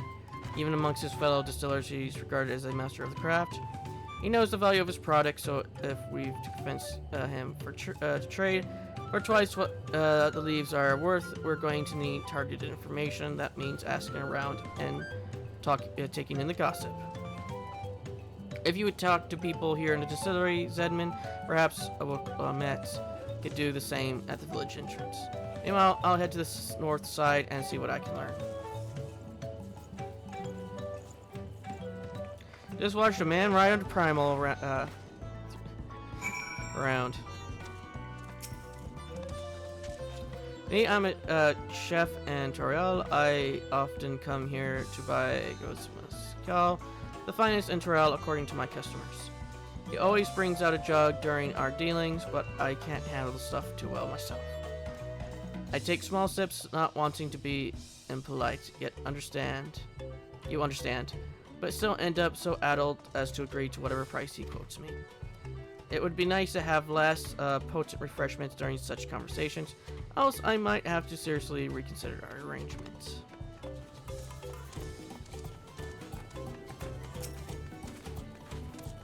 There's not much I can say about Gobbly, but I can tell you what Gobbly's been saying. The other day he was muttering about monsters prowling around Arcva Jaws at the fields where they gather ingredients for mezcal. The presence has made it harder to procure said ingredients, and thus driving up the price of his product. A boon, some might argue, but it's hard to celebrate when it affects the work as it does. Can't rightly bring joy to people if you can't keep making the things they love.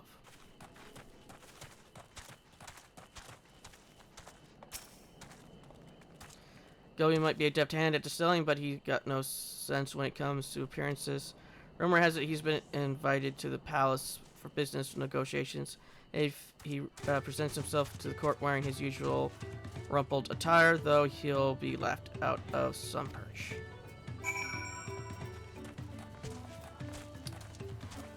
Okay, I am going to pause real quick because this is about the time when people start calling. So I'll be right back. I am back. Let me just check to make sure the recording didn't crash. I did not.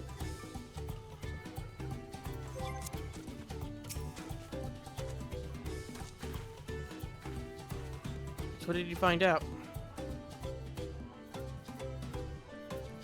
Well, we can make use of all these tidbits. The deal is as good as sealed. As for me, I found out where Gobbly is working. There's a millstone at the top of the slope behind the distillery. You go on ahead, I'll bring Oklahoma.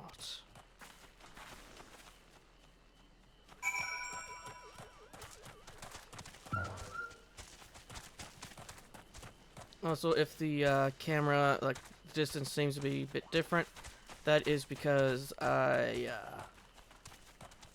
accidentally hit the scroll wheel on my mouse when I was picking up my controller.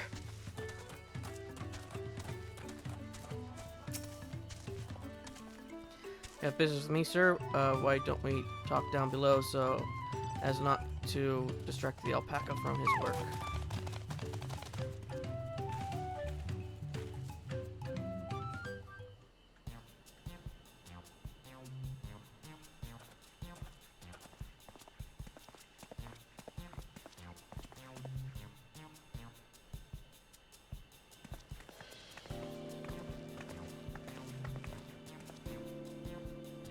Now what's this about? Keep it brief, if you would. I'm a busy man. We're in the market for a 3-year-old jug of premium mezcal, assuming you have any on hand, that is. An excellent choice. I must warn you, though, it doesn't come cheap. We don't have PAL, but we can make a sack of mint leaves in exchange. It's top-grade stuff like the mezcal. No deal, mate leaves are well and good, but I don't have any use for them.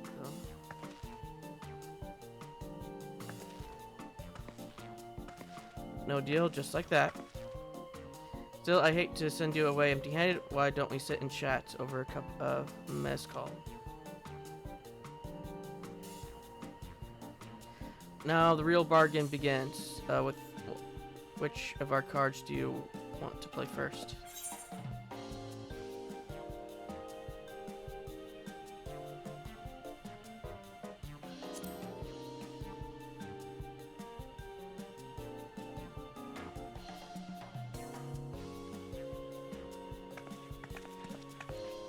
Appreciate your hospitality, but I'm afraid I can't hold my drink. I've heard one of your regular customers say Publico Chef is the same.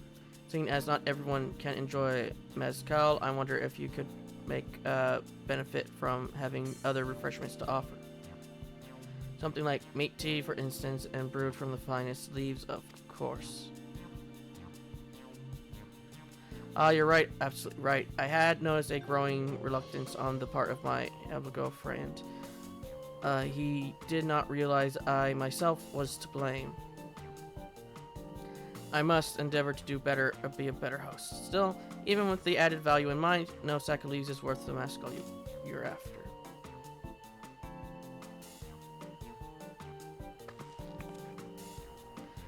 Should we offer to call the monsters causing them trouble? Not yet. We'll keep that card up our sleeves until we need it.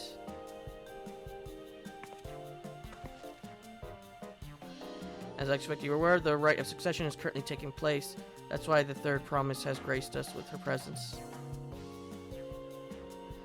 The contest is decided. The subsequent ascension ceremony and banquet will be a prestige affair.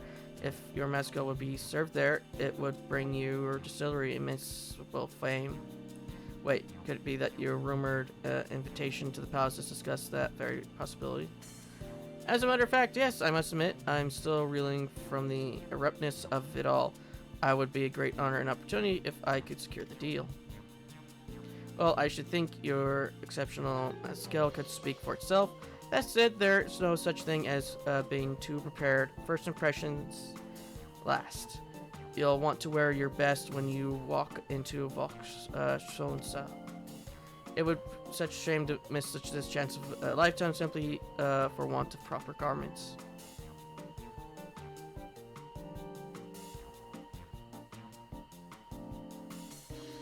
That it would? Are you saying you have garments to offer something ideal for court? We have no garments on hand, I'm afraid, but we can provide you with the next best thing, an introduction to a weaver. His name is Balnock, and his works are highly regarded in Dawntrail.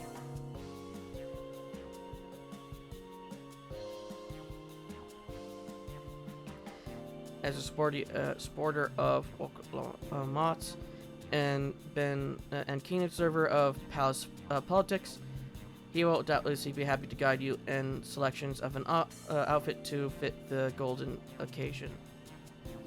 That is certainly a tempting proposal and one which I would like to take full advantage, but the scales still aren't quite balancing.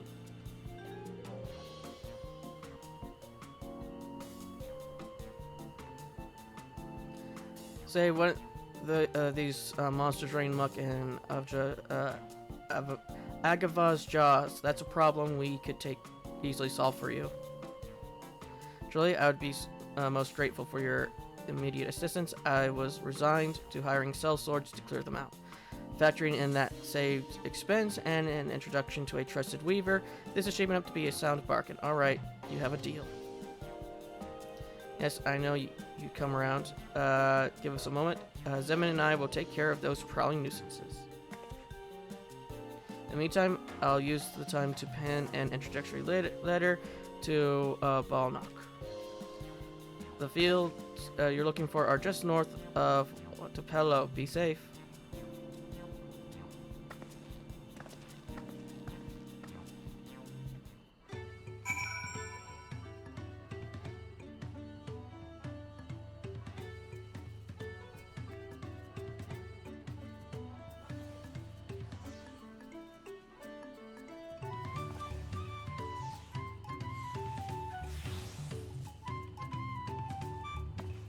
I do wonder when we'll unlock face wear. Because I wouldn't mind getting a mask.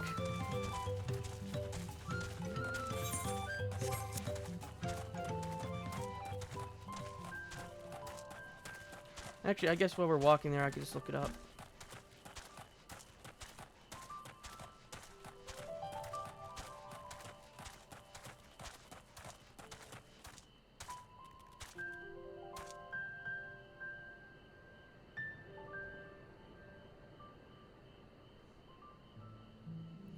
Go to the face where, go talk to the climbing salvager, select the options, practical exchange.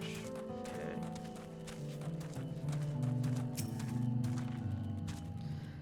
That should be our jaws just over there. This will go faster if we split up. Come find me once you finish clearing out your share of the pests.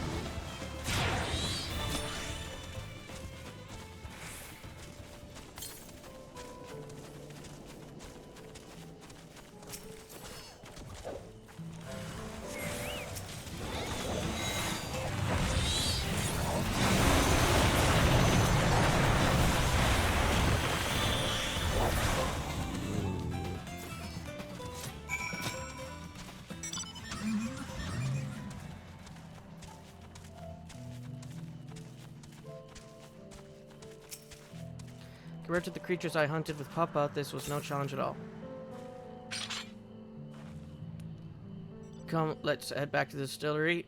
All that's left is to give Mablu the sack of leaves so she can seal the deal. Where is the Calamity Salvager, though?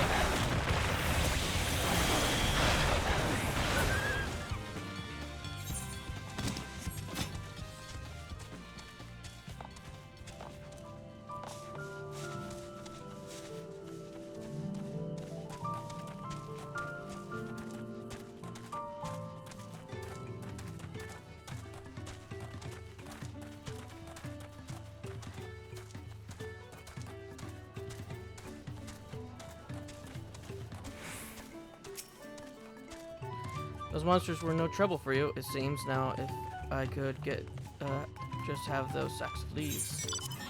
A large sack of premium mate leaves. You received a trade for a fine hatchet and an investment of labor worth 5 pal in the 1,000 column.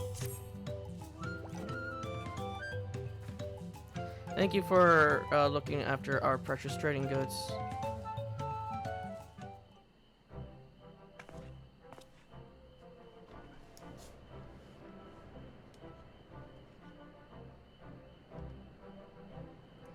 Oh, I can also get them from the gold saucer. Okay. I don't think I have any MGP to buy one, though. Your monster problem has been solved, Master Gobli. Here are the mate leaves and a written introduction to Balnock as agreed.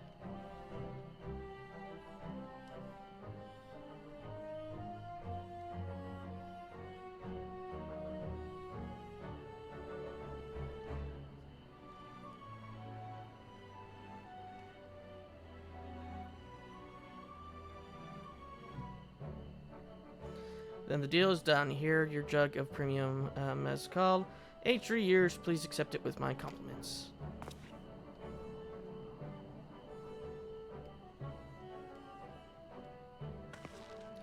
Yes, we finally have the mezcal. Great work, especially you, Mablu. You were the one that inspired me to come this far, third promise. But let's not celebrate until we have the saddle in hand.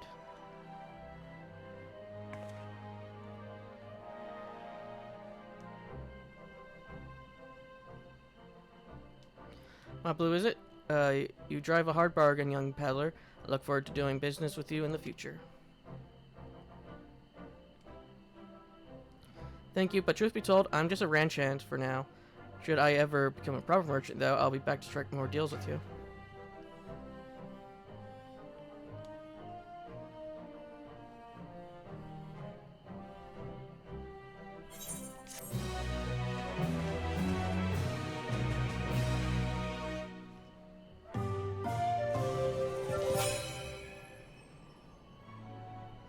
Acquired some mezcal.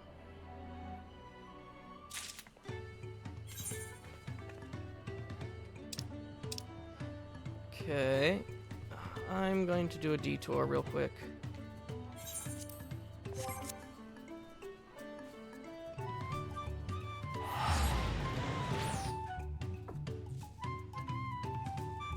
Doesn't help that Pandora just...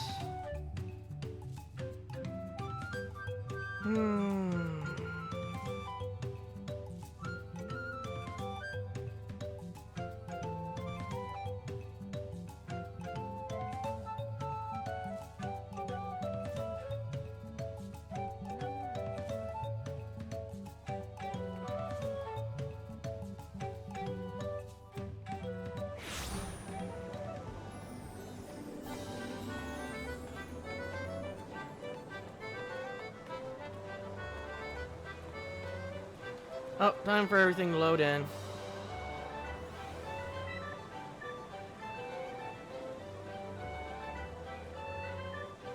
Was it you?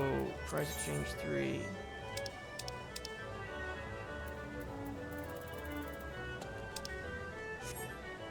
Oh, was it you?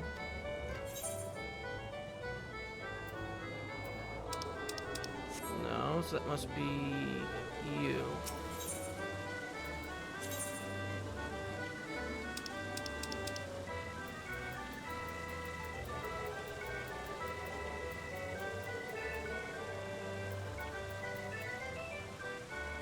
There we go. Faces we wear.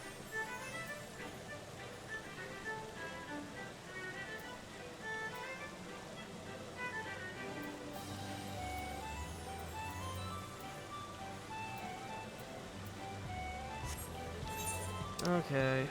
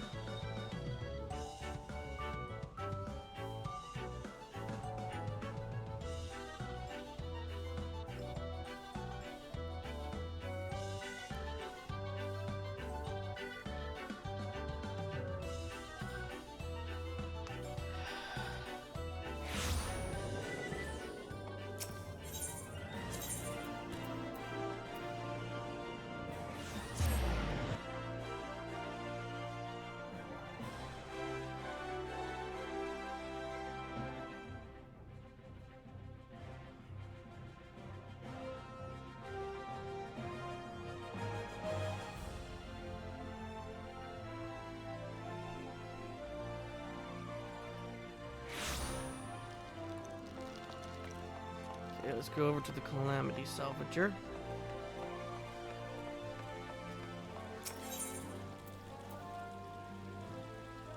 Eh? Currently classified as headgear. I shall be able to exchange any such items or positions.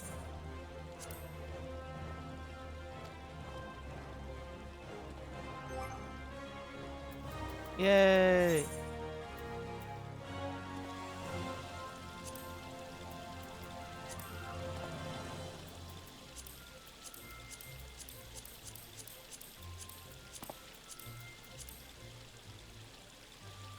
I guess the inspector ones that I have didn't count.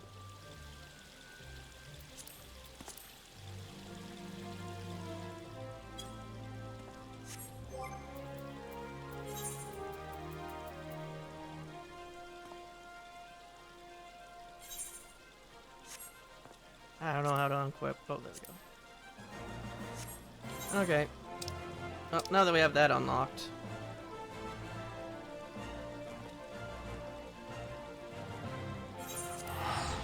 Wait, I'll be right back. I need to fix my curtains again.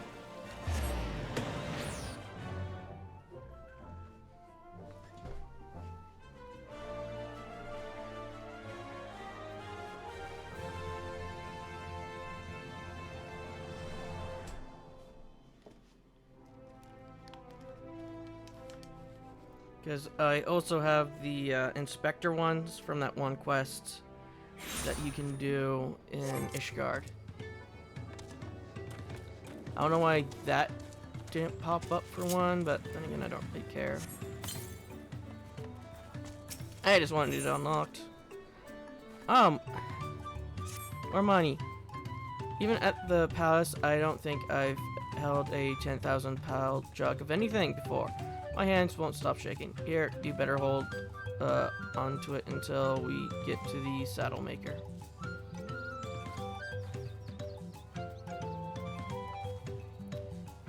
Can you imagine if we dropped it and had to start all over again? Luckily, Halvy's place is not far. We just need to head across the plaza.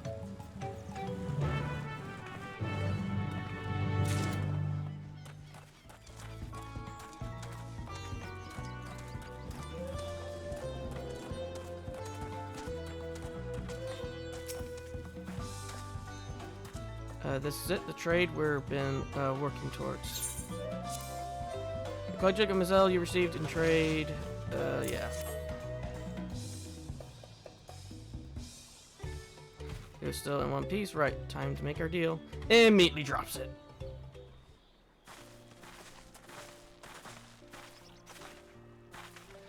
Get your tools ready, Saddler. We bought you precious mezcal.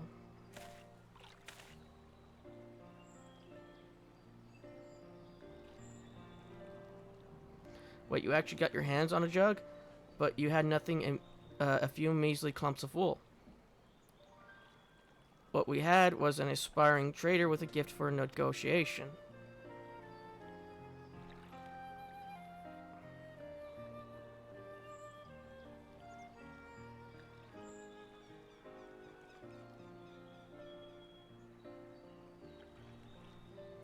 Although our other owner aid no Clement but Zoral Ja, I cannot go against the guiding principles of the Pelu Pelu. The trade is a fair one. I will craft your saddle, third promise. Great. Stay and wait for if you like. I have all the required materials, so this won't take long.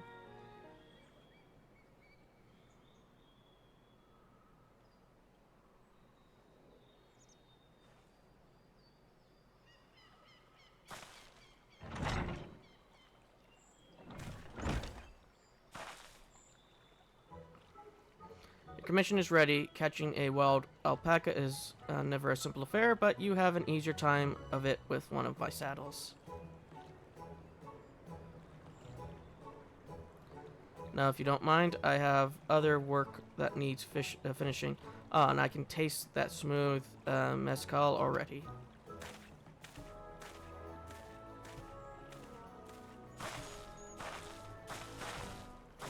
We did it. The saddle is ours. And I think we started out with only a 100-pound basket of alpaca wool. Maybellu, you are going to be an incredible merchant. Thank you. It makes me so glad to hear you say that third promise. We got what we came for, so let's return to the ranch. The others will be waiting.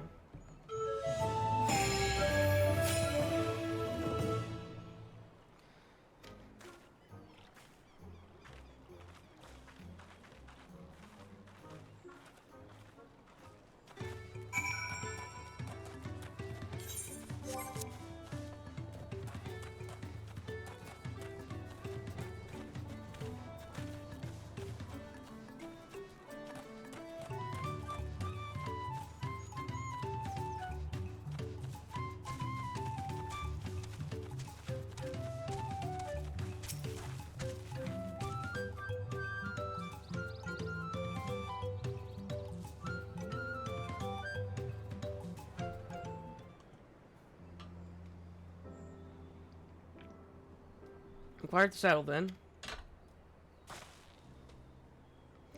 Yes, and thanks to no small part of my blue. Before we rush off to catch the alpaca, though, let me teach you how to saddle one. I'll bring out one of our wild-born friends so you can practice.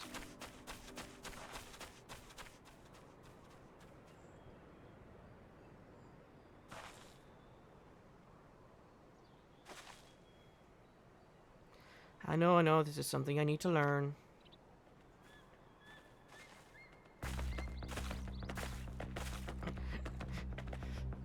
As the boss music starts playing.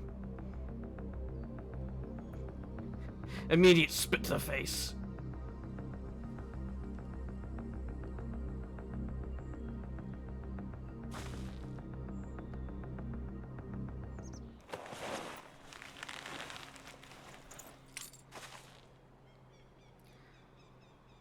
Great, sunken gods, I did it. I would have laughed if it was backwards. He hardly seemed bothered, much less inclined to spit. Is it he was completely accepted of Oculomont's touch? That is because of the singular scent which the saddle has been coated. Alpacas find it very soothing.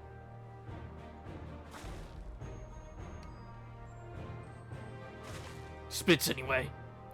You know, I've never taken a good look at one of you before, but they're actually kind of cute. You only now notice that?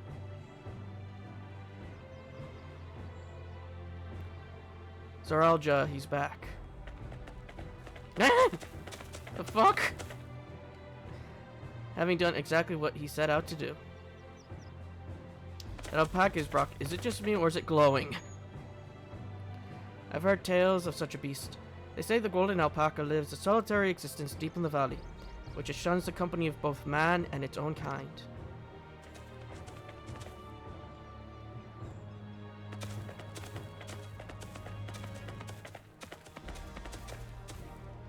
How do you manage to snare a prize like that? A beast knows its betters. Faced with overwhelming strength, it will yield rather than risk death. An apt illustration of how greatly the power of the first promise exceeds yours. Walk the mountains. Strength alone won't win him our father's throne. It'll be the one to find the golden city, then Toral can remain at peace. An everlasting desire for peace can only be forged in the fires of war. To unite as one, the people must be taught. They must suffer the horror and the hopelessness firsthand.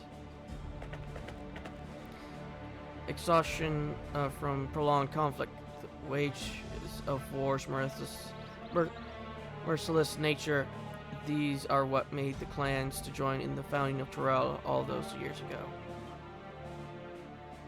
Consider the younger generation of this village. Since birth have they basked in unburdened harmony, and behold, they regard war not as a tragedy but an opportunity. Thus does the resilient son seek to provide education. He offers much needed lessons in the realities of conquest and a renewed appreciation for peacetime. It is true that war's misery breeds a longing for peace. But I have seen with my very own eyes what brings of an empire forged through the violence you propose, the rebellions it spawned, and the ruin it left behind. The Garland Empire was a congregation of simpletons.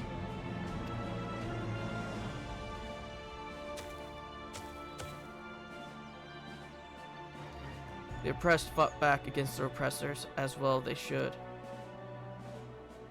Men are not beasts, only a fool will seek to rule over all with the threat of force alone. This is why Golo Jajao did not evaluate the Mamalja, why he treats all clans with equal respect. However, the first one has his gaze fixed upon the more distant horizons. He would unite not only Tariel, but the star in its entirety. You got a lot of work then. You gotta get crossed shards and all that. What? Why? I need not explain myself to you.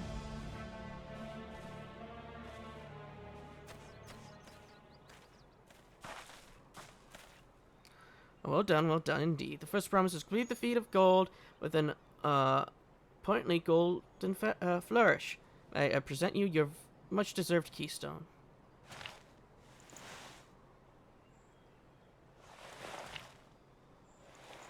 Am I the only one who wants to eat them?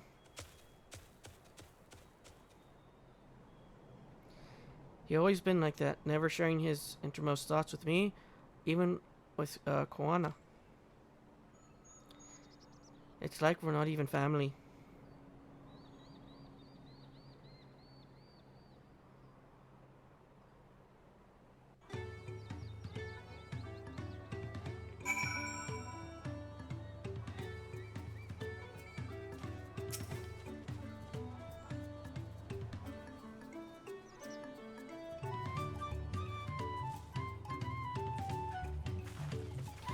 Also, for those wondering, I have the slider for Zevin all the way down for height. I ponder Zorel Ja and his mysteries later. Right now, I need to think about finishing the feat of gold. I have my saddle. I've practiced how to use it, so lead on to where the wild alpacas roam. The valley of Orkarana is northwest of here. Come, everyone, even if we can't enter ourselves, we can see the off on our hunts.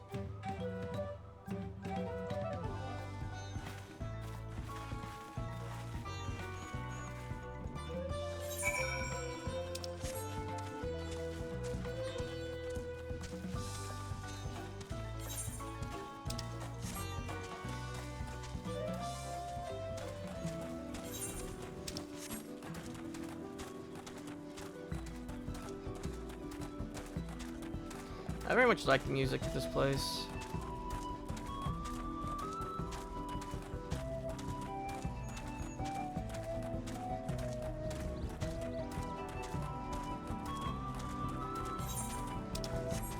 Yeah.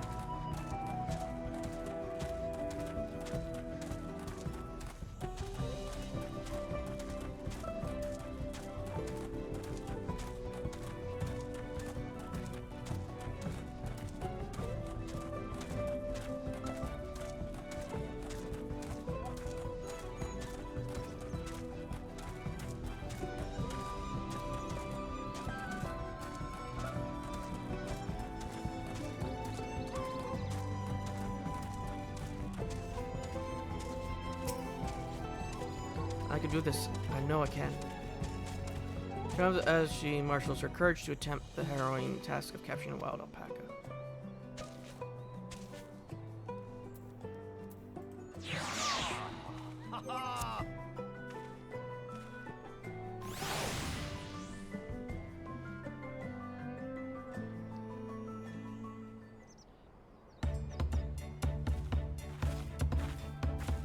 Good luck there, Promise!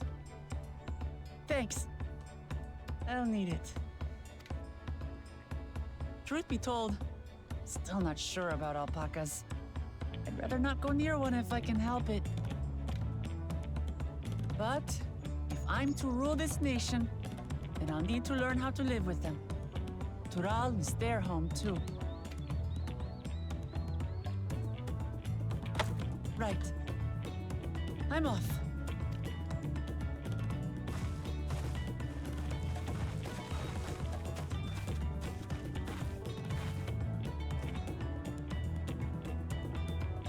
So, shall we head back to the ranch, or...?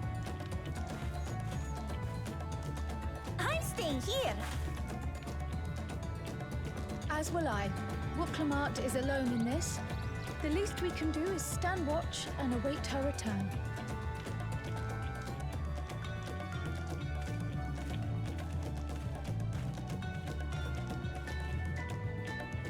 It may be a while yet. Help me pitch the tent.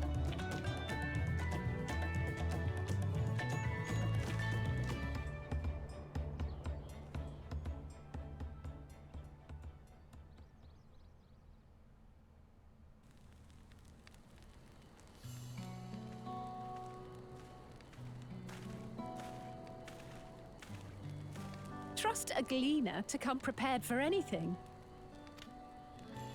What's a gleaner? Someone whose job it is to travel the world and procure uncommon things for their employers. Erenville specializes in finding animals, I believe. But aren't you a Shaitana from Shak Tural? Why did you cross the salt?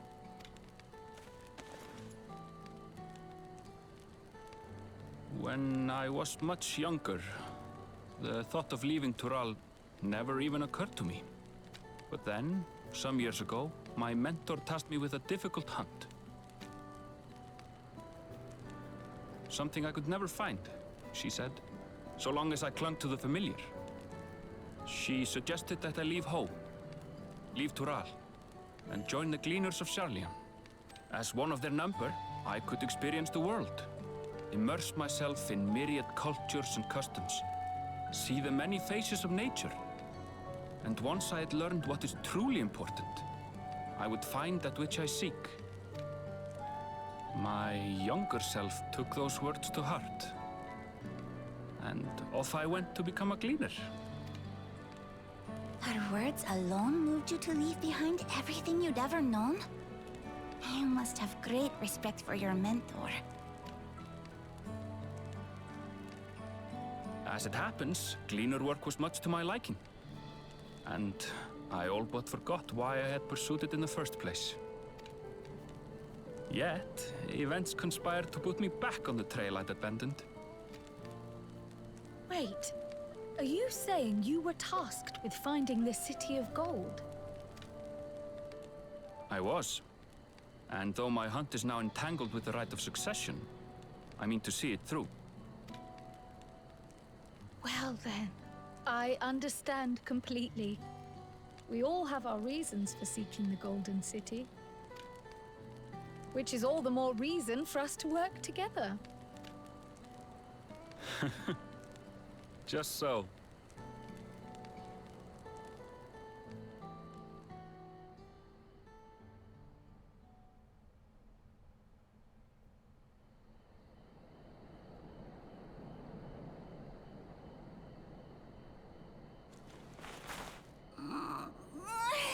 She should have been back by now. What if something's happened to her? We need to tell Tobli and arrange a search party. Wait. Do you hear that?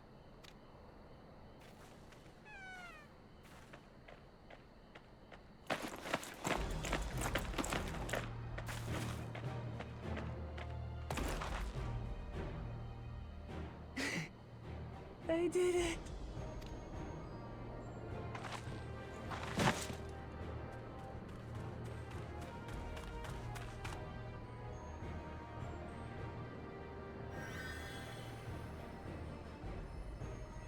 You're utterly spent. And small wonder.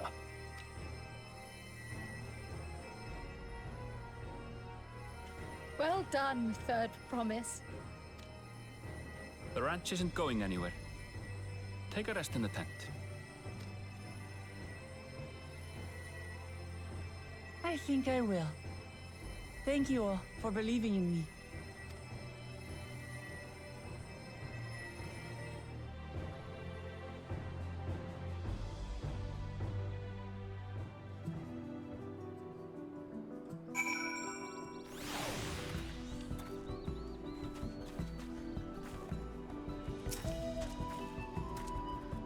I'm sorry to leave. The third promise came back to us safely.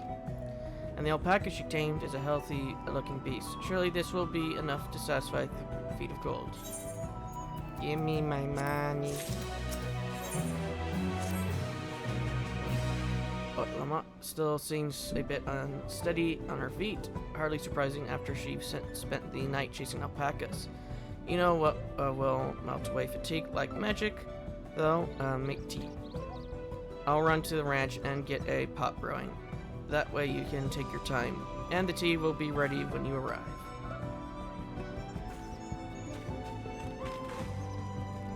As Ma Blue so wisely suggested, we shall set a slower pace for our exhausted third promise.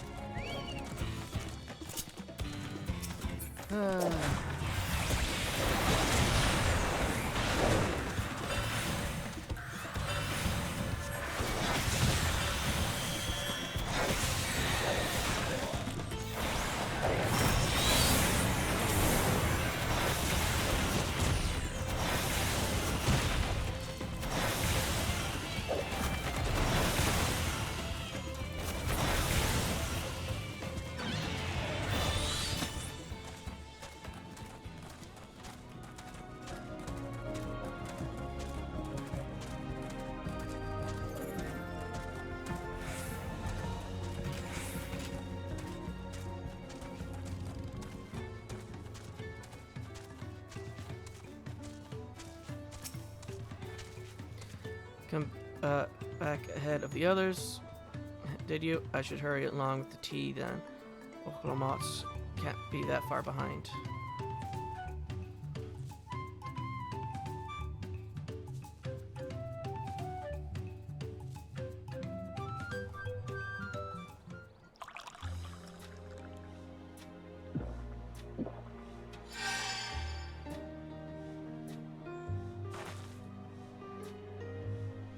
Well, that tea really is magical. I feel better already. I see you've become more comfortable around our fuzzy friends. Watching this one taught me a lot about alpacas, what grasses and fruits they eat, what sound they react to, their adorable little quirks. I guess I've grown kind of fond of them. Welcome back, Third Promise. Accomplished the feat of gold, have you?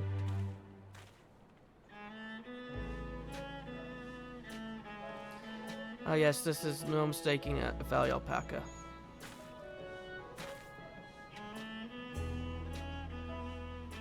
I commend you on your success. Well done. Yes, we did it.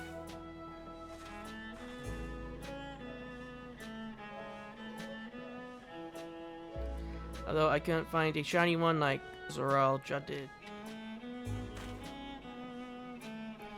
I'd be surprised if you had. Golden alpacas were born, but every few decades they are elusive, solitary creatures that are rarely seen, much less captured, thanks to their innate physical and magical gifts. Only a single other person is known to have caught one before, that being Gulul Jaja himself. Papa was chasing alpacas too? So my grandfather's stories say. It was before the founding of Tural, in a time when the mountain giants, the yokai, held our people in thrall. Compelled by their overlords, our forebears would ride their alpaca mounts to the highlands to deliver gifts of food and other tributes. Those were wretched days to hear grandfather tell it. Then along came the young Glol Jaja, yet unburdened by the mantle of Dawn Servant. Our people were amazed by his imposing two-headed figure, equal to the yokai in stature, and puzzled by his entourage of mismatched companions. I wouldn't be surprised if the one in white that's being covered by the hand is the Baldessian. I think it could just be a Vera. I can't really tell from this different distance. Some trembled in fear, having a new conqueror had come. Yet Squirrel Jaja saw no such inclinations. He sat and spoke with us, sipping from the cups of mate tea we offered him, and grew somber when he learned of our plight.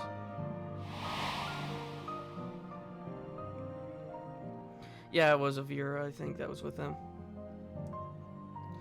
None could have anticipated that their visitor decided to do next. Gulul Jaja ascended the cliffs to face the giants and free the Pelu from the yokai subjugation. Then again, he does have a hardier with him. An hardier? The big ocean wolves. He then turned an apprising eye upon our riders and proposed we take to the road to peddle our beverages. The suggestion seemed obvious for one who traveled as he did, intent on fostering amity between the clans.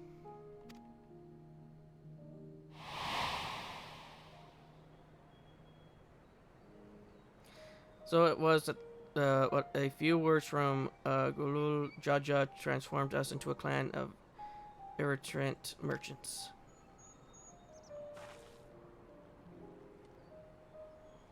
I've never heard the bond Papa forged with the Pelo spoke of in that way before. The saga is not so detailed.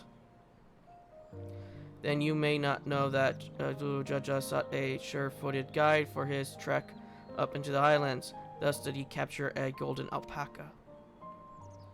So both my brother and my father cut the rarest of creatures, while an ordinary one was the best I could manage. The feat requires no more than that, Third Promise, and you brought back a perfectly wonderful beast.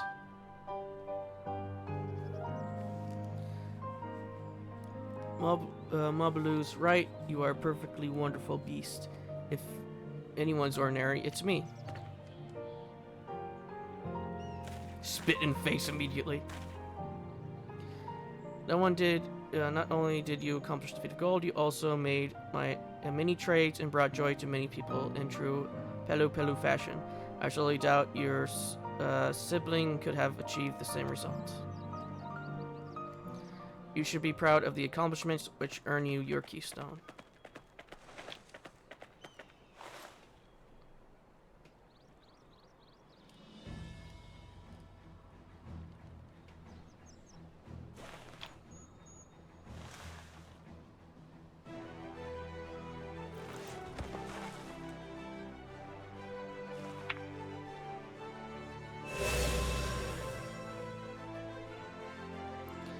Five more to go.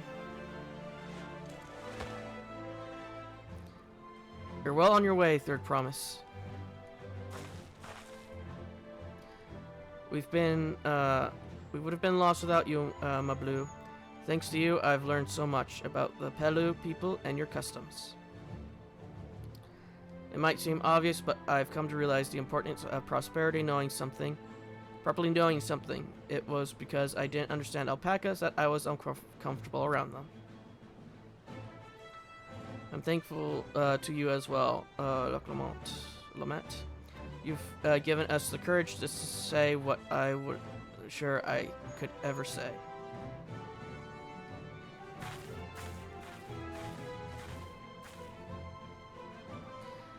Totally, I want to leave the ranch and become a merchant.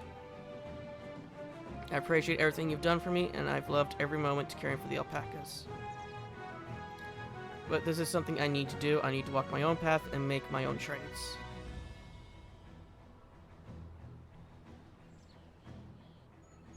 As your parent, allow me to say one thing. I've always tried to give my wards lives filled with as much happiness as I could provide. Yet never once have I wanted that to be the only happiness you knew. You have my blessings to walk any path you choose, Mablu. It gladdens me to hear you found a calling you wish to pursue with such passion. You will make an exceptional peddler, I'm sure of it.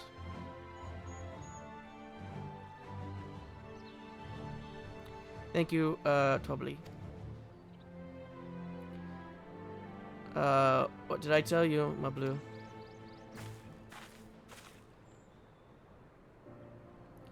There's one last thing I can help you with, Third Promise. You need to find the Golden City, right? That's the end goal. Then I suggest you talk to the yokai. Yokai?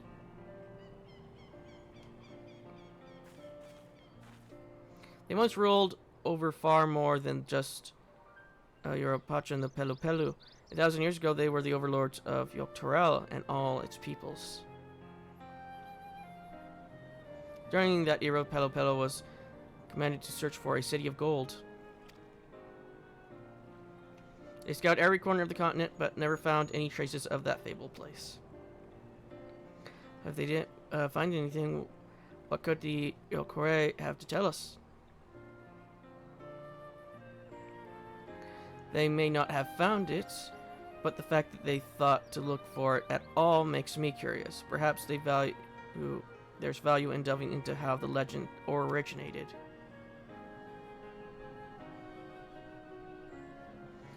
Nothing to lose for asking the question. Besides, if we're determined to follow the path of the saga, we'll be visiting the giants eventually.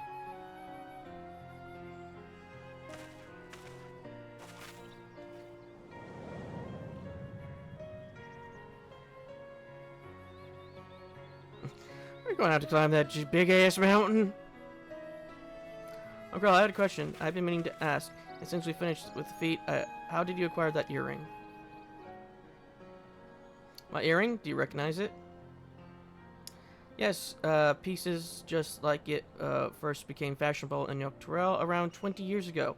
Since then, it became common to wear one as a charm for safe travel. 20 years ago, right about the time my grandfather made his journey, the Dawn Servant implied the earring was connected to the Golden City in some way. Surely there was more to its significance than simply fashion. If you want to know how it came to be crafted, I could try to find out seeing as it's a regular seller for many merchants. I'm curious to learn about it myself. I would appreciate that very much, thank you. Jumping feet first into the peddler business, eh, Mablu?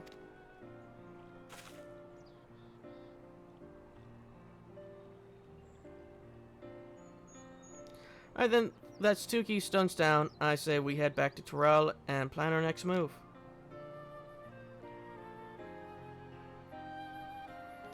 Farewell for now, and thanks for all your help. I will become Dawn's servant, so make sure you set aside your best mezal for the occasion.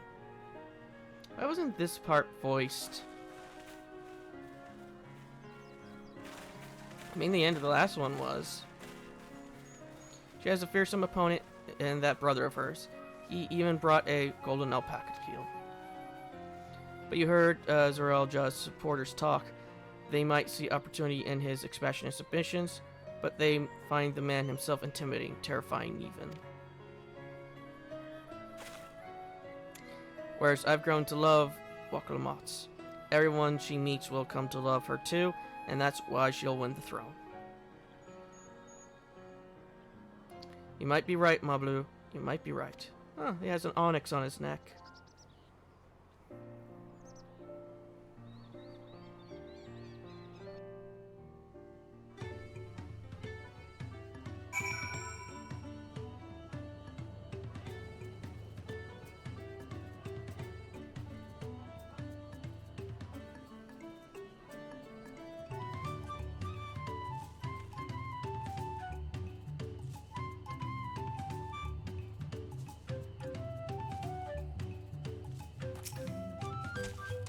Feels good to have the feet of gold safely under our belt, even if my victory pales aside Zorel Ja and his shiny golden alpaca. I know I shouldn't let it bother me, and gods know you've all been so supportive, but I want to be strong or wise like my brothers, to be a promise that people respect. Which is not likely if I stand here carrying on and about things. Let's move on. Back to Dawntrail with us. The contest has hardly begun.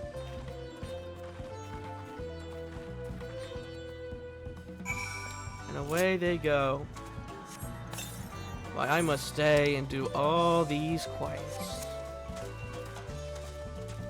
And since this is another place that's split in two, I'll just wait until we get access to both the areas before I go around searching for the currents.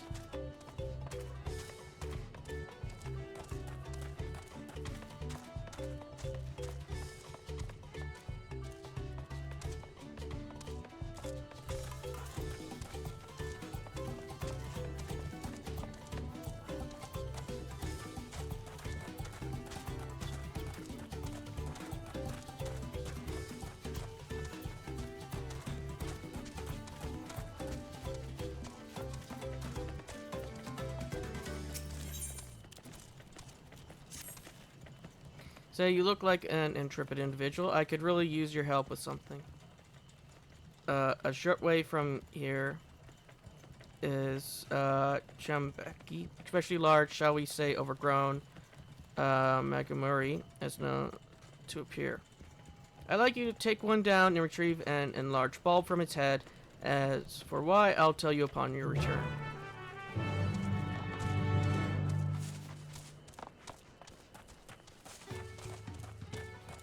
It's a suppository.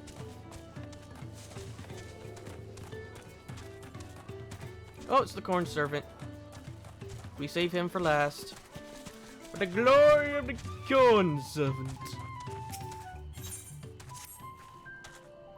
Oh, thank goodness, a capable-looking traveler. Please, I need your help. My caravan was attacked by beasts. I had a bodyguard, a young Malja mercenary, but he can barely fend for himself, let alone me.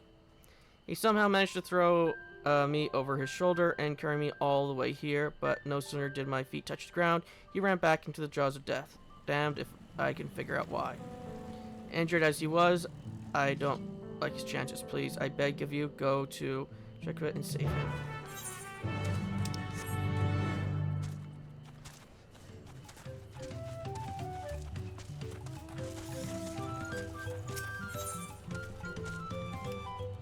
I thought I was like, oh, he's robbing people. Oh, he's rubbing his hands. Hey, I recognize you. You're Zedman, yes? I've heard about you, companion to the Third Promise, a most dependable individual. The name's Nopali, and I'll have you know I'm a merchant blessed by fortune, if I do say so myself. Indeed, I believe our meeting today is no chance encounter, but the hands of fate guiding us for one singular purpose: the exchange of individual and valuable items at an unbelievable price. If I can direct your attention over here for just a moment. Feast your eyes on these crate of extremely rare and precious corrupted crystals. Beautiful, aren't they? They were extracted from remote regions of Eorzea and shine a brilliant orange hue, quite unlike your run-of-the-mill crystals, no? For you, I'm willing to offer them for the low, low price of 1 pel in the millions column. It's nigh highway robbery at this volition, but anything for a friend of the Third Promise.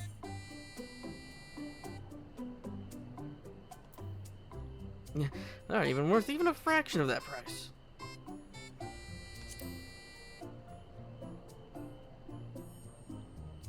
What do you mean? Considering how much it set me back to purchase them, the price I'm offering should be possibly reasonable. Strange.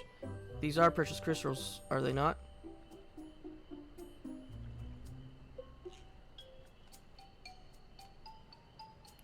Just to be certain, these crystals are considered priceless treasures in Eorzea, right?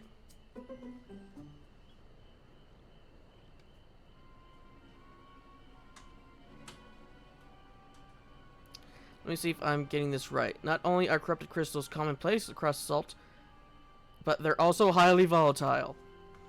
And in the past, you once used such crystals together with an elemental converter to do battle with powerful entities you called primals. What's more, you kept them in a warded container at all times to protect against their deleterious effects. All of which is to say no particular use for such crystals have been discovered, meaning no one with sense would even bother to mine them. The peddler who sold the crystals to me never mentioned a word of this. He claimed they were extremely rare in Eorzea, which is why I decided to purchase them in the first place, even at the exorbitant price he offered. Naturally, I believed him, having never seen crystals of their like. Could you blame me? But if they really have no use... Have I, Napoli the Lucky, been swindled? Oh, at the very least, I was able to learn about the crystal's true nature before selling them to some poor soul. Fortune hasn't abandoned me completely yet. At any rate, I'd like to verify whether the crystals truly hold no value. Will you be willing to help me look into this, Edmund? I need someone I can trust, and the like, and that you be willing to share the truth with me says a lot. No need to answer right away. Give it some thought. If you have no interest, you're free to be on your way. If you decide to assist me, however, I'll be here waiting.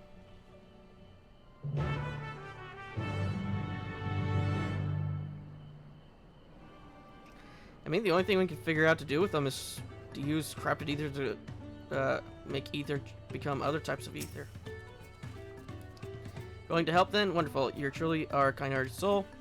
Now, before I go and confront the merchant who sold me these crystals, I'd like to look into potential uses for them in Torel. For instance, crystals are in high demand among Torel mages, who make extensive use for them in their rituals. And I just so happen to know a spellcaster among the Jesterly Guard. I'd like you to speak with them about the corrupted crystals and gauge your interest into purchasing them. In the meantime, I would like to see about procuring a container to ward off the crystal's harmful effects. Pure vaccination. Preparing an elemental converter with my skills is likely impossible, but finding the requisite materials for a warding vessel should be well within my abilities. The mage you're looking for is an individual of the Unwa tribe. If you happen upon someone wielding a staff, chance you found them.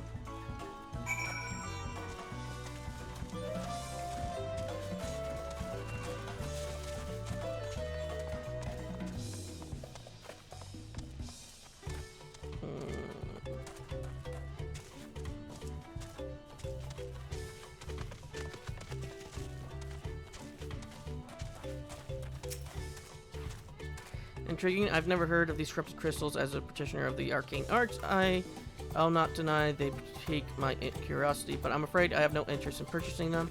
If they're as volatile as you say, there is little to be done with crystals of whose very nature can change on a whim. They also might just explode.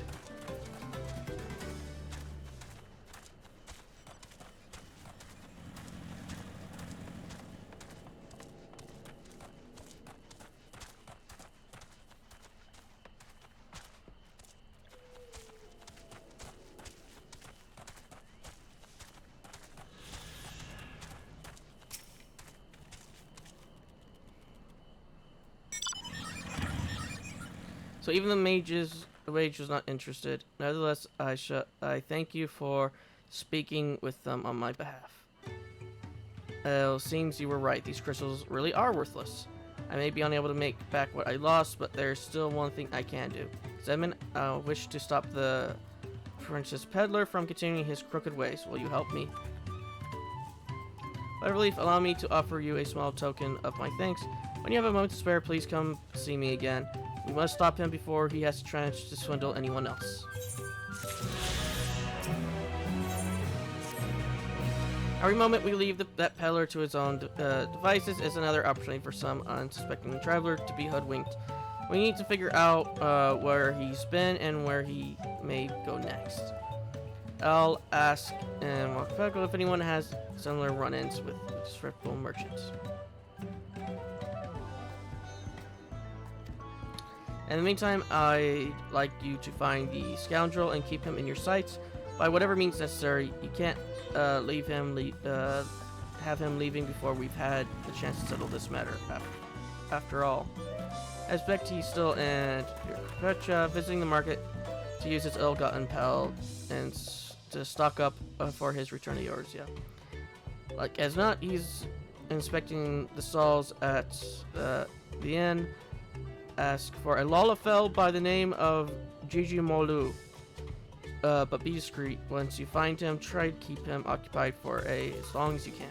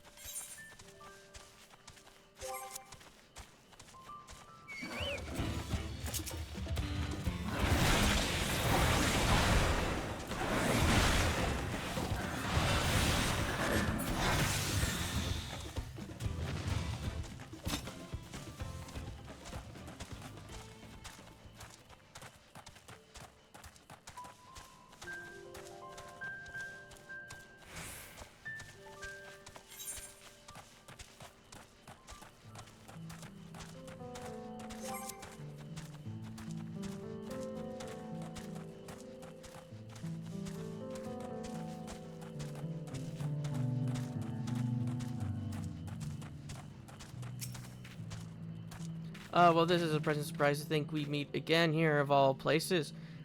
You do recognize me, don't you? The merchant you spoke with on the ship to Torello.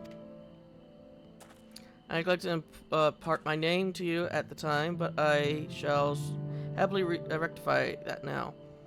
Gigi Molu, at your service. Since my arrival on the continent, I must say business has been booming. I'll spare you the details of my most recent transaction, but suffice to say, I earned quite a handsome sum from a most generous young merchant.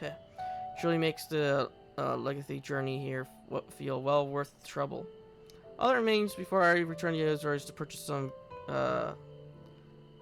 commodities. Alas, ever since I felt the soothing waters of Paculeo retreat on my skin, I can think of little else. The mere mention of it has stirred my yearning to avail myself of these hot springs once more. It was a pleasure to meet you again, my friend, but I must be going. Farewell.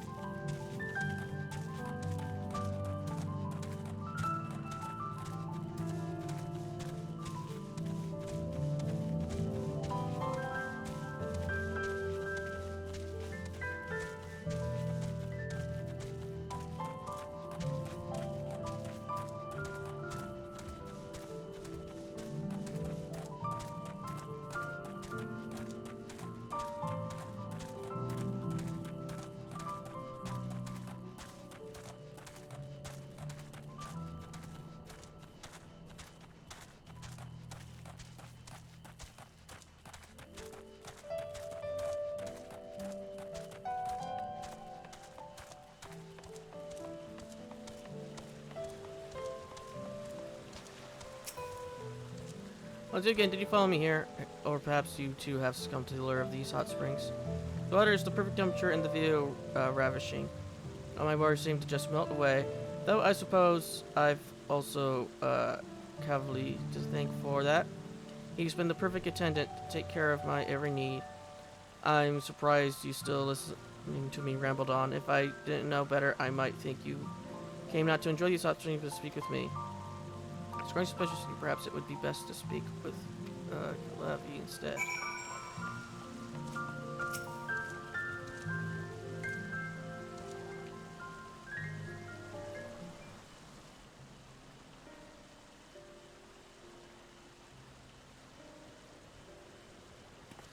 You truly did such an awful thing. I had no idea.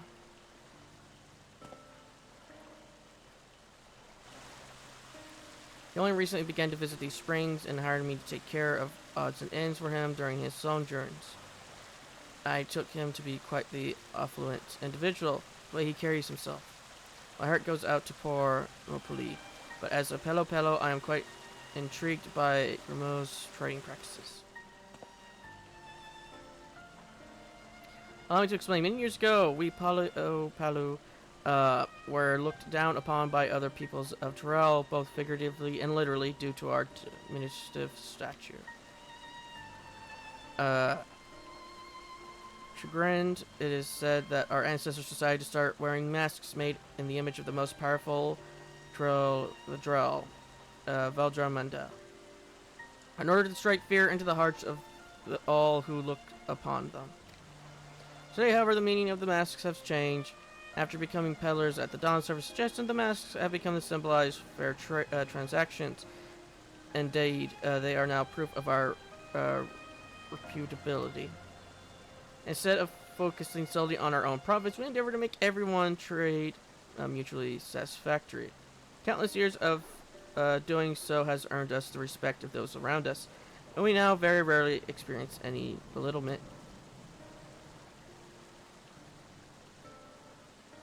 It seems Digimolu wishes only to fill his own coffers, even at the expense of those with whom he does business. It is a shame. After what he's done, no Torelli will wish to barter with him again, no matter what quality of import he has at hand. I will keep a close watch on him from now on. I don't want to see anyone else swindled out of their hard-earned pell. Though given his present euphoria, I doubt he'll be doing anything of the sort anytime soon. That said, I'm sure Nopali must be anxious to hear from you. I have matters here well in hand. Why don't you return to him?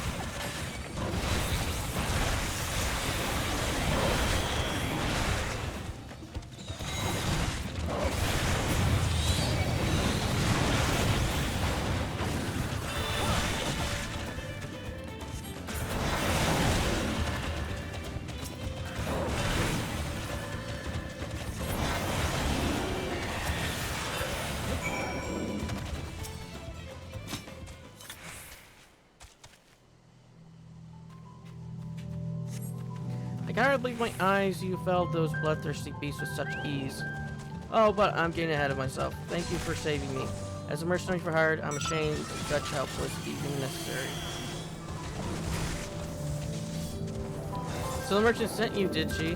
The attack on the caravan saw her wares scattered all over. I figured that the least I could do was retrieve as much as I could. Thanks to your timely rescue, I could still do just that. No need for you to stay with me, friend. Go and let her know that I'm safe. I'll grab what I can and be along shortly.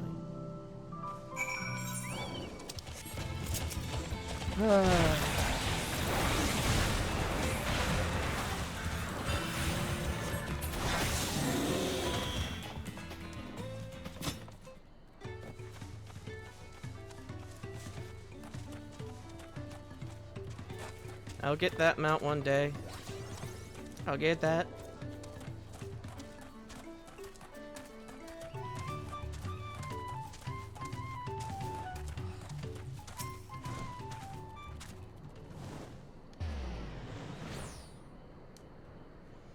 Oh, I'm so relieved to hear he's safe.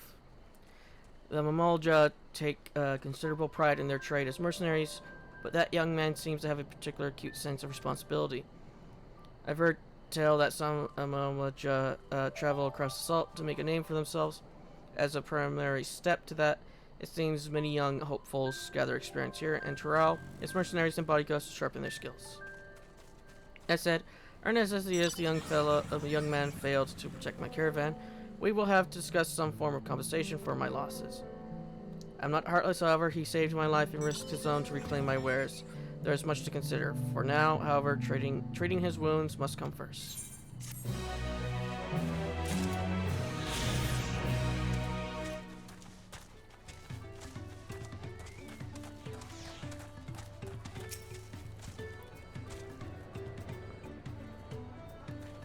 What, you met Jujumolu during your voyage to Tural? What a small world. In any case, thank you for lending your assistance. Once again, Cinnamon is reassuring to know Kavili will be keeping careful watch on him. As for my investigation here, it seems I'm presently Jujumolu's only victim. But I fear I won't be the last. There's no telling what underhanded tricks he'll use to procure those wares you spoke of. I refuse to let him besmirch all that it means to be a merchant. I have a plan, but I'm going to need your help. I like your opinion on something, Zedman.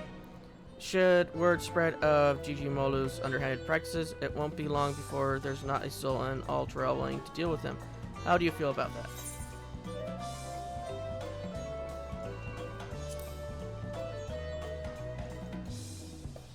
Indeed, yet I would be disappointed by such a conclusion. After all, we lose one of the few merchants willing to voyage across the sea to do business with us. If he is to remain a potential trading partner in the years to come, he needs to be made to see the error of his ways. Just a few words of warning will do little. However, we need to be taught a proper lesson to feel the sting of being swindled by him, and we shall make sure that he does the Pelo Pelo way. First, we need an alluring piece of merchandise to serve as bait. Hailing from across the salt itself, I can think of none other better suited for finding something that might garner his interest. Have a look about and see the local specialties we have on offer. I should like to know if anything catches your eye.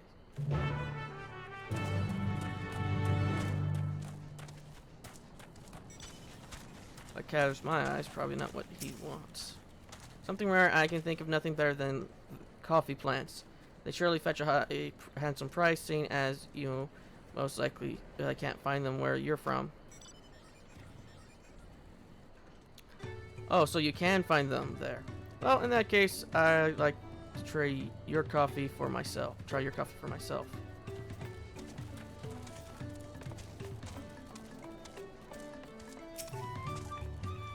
Local specialty that are on the rare side. How about the popotos being sold at the distillery?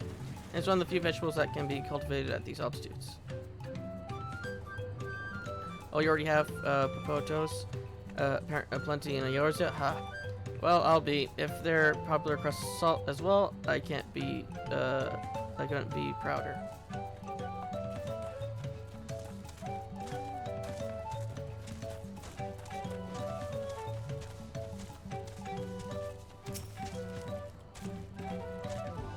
if it's for a merchant, they might be interested in our traditional dolls. They're believed to be good luck for business. I carry one around myself, so as so happens. Whether or not someone unaware of its origins, significance, you'll truly appreciate it is another question entirely.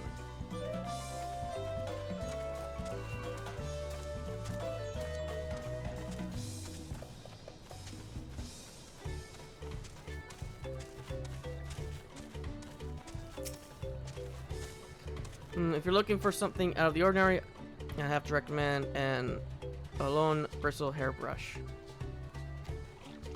They're good to keep the alpacas free of fleas, and they help prevent skin conditions, among other things. And while you expect them to turn and spit on anyone tugging on their hair, the alpacas seem to enjoy the grooming.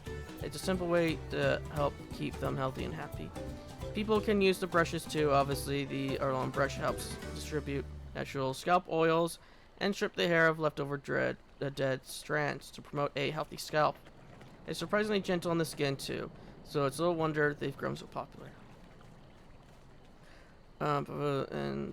Coffee plants do not seem like bait, exciting enough to draw his interest. The dolls and hairbrush, on the other hand, may just be exciting enough. Report to Nopelli and inform him of your findings.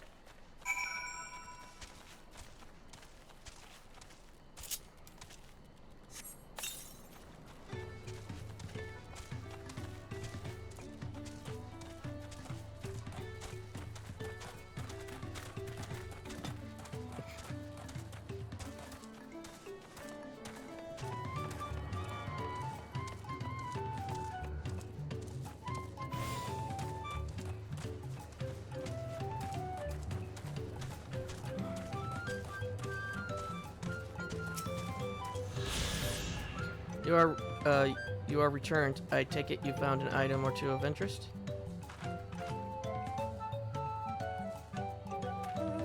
An Olon bristle hairbrush, one of our traditional dolls. I must admit, whether such a doll would truly be desirable to an outsider is a bit dubious.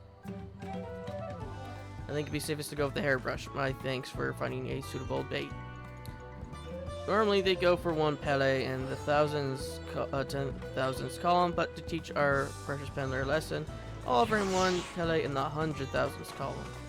Lest you worry, I won't actually sell it to him, just giving him a taste of his own medicine, so he can come to understand why a fair and honest deal is so important to we Pele. More importantly, I wish to convey something to him, merchants to merchant. So what do you say? Will you lend me your aid? Why is it default to no? Thank you. Let's give Gigimolo an offer he can't refuse. Ooh. These are the same things I got from the other. Oh, shrimp cocktail. I still get the food because it stacks. All that remains is for me to begin my negotiations with Gigimolo. However, even should I approach him, I expect he won't be willing to bend an ear to anything I have to say. But if you, a fellow Orson, were to whisper in his ear of a merchant dealing in exotic wares he won't find elsewhere, I dare say his interest will be piqued. I expect he is still soaking in the spring, so try searching for him first at the retreat. I will join you after procuring a suitable store of hairbrushes.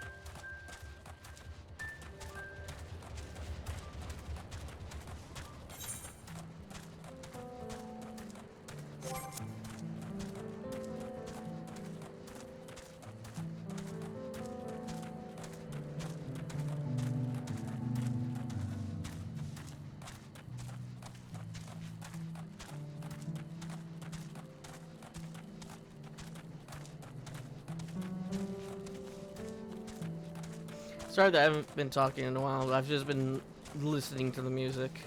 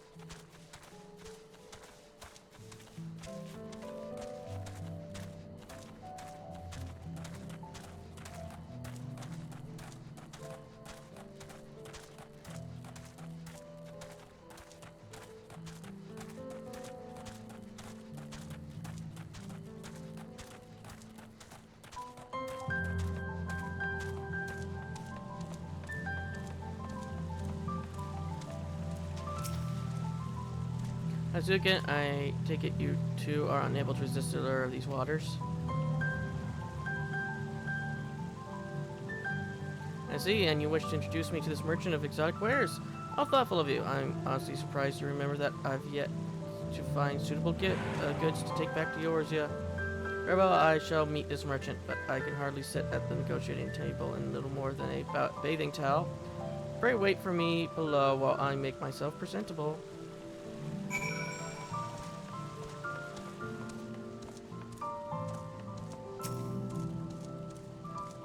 You will be tasked with supporting. I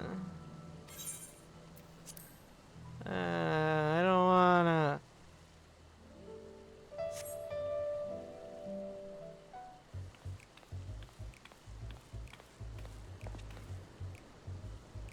Thank you for waiting. Now, where's the merchant you wish to introduce me to?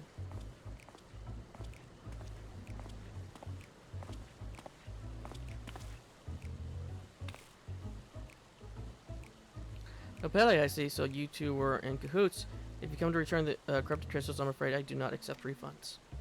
Then Zedman tell you I'm here to make you an offer. Make me an offer? I wasn't born yesterday. Whatever you're planning, I won't. Nothing to do with it.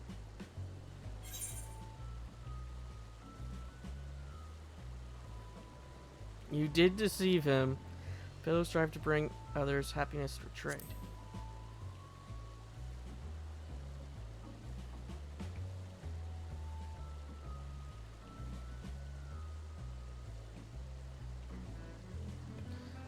Hogwash, you really expect me to believe I could benefit from another deal with him? This is not only for your benefit, but that of new customers you're certain to meet in future commercial endeavors. Upon my mask, I swear it. You can swear upon it whatever you like. I still won't believe you. The only thing I trust less than your words is your meager eye for quality. Any project selected by your hand is one unworthy of my stall.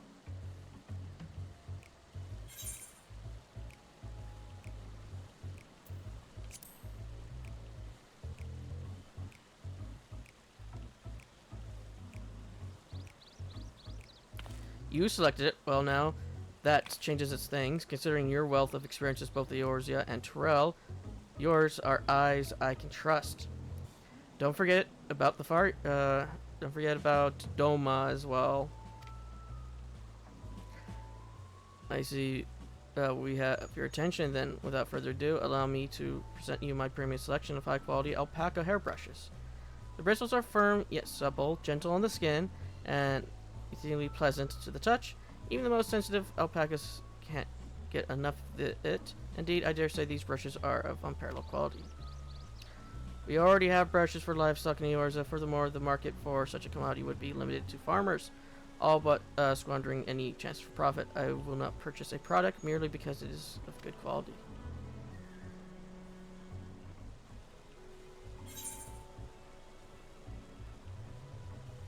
What if you could use it in your own hair?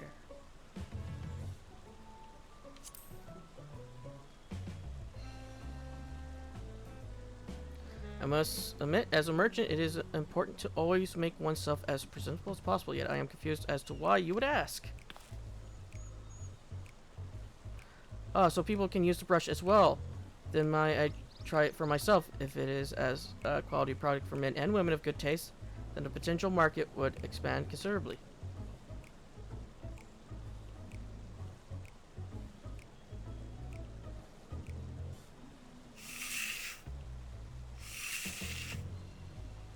Oh my, this is quite lovely.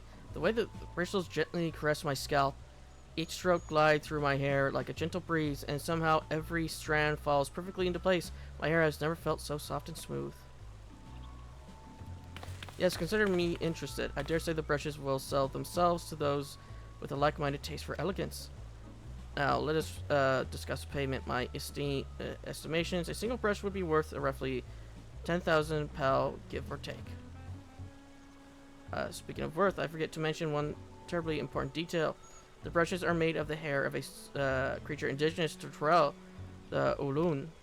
Specimens are painstakingly chosen for each brush by a master craftsman, paying close attention to the beast's age as well as the texture, thickness, and strength of their hair. A single brush is now worth less than 10 pel in the hundreds column. Beg your pardon, 200,000 pel for a brush? You must be out of your mind. I shall take my business elsewhere. Wait, after purchasing corrupted crystals from you, I am in urgent need of funds. If you agree not to disclose this to anyone else, I'm willing to sell the brushes to you for half that price. You're going so far as to offer them at half their market price, and it certainly comes as no surprise that you lack capital. I may not find a more opportune bargain.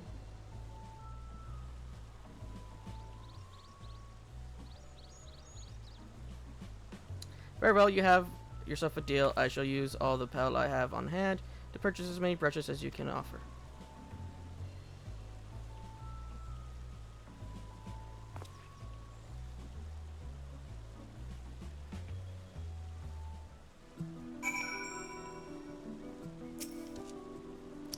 Now then, let us return to my storehouse and we'll finalize our transaction. I trust that is fine with you, Jijimolu. Indeed, I shall make a short detour to the inn to gather my things before joining you. Pray excuse me. Well, the negotiations went rather well.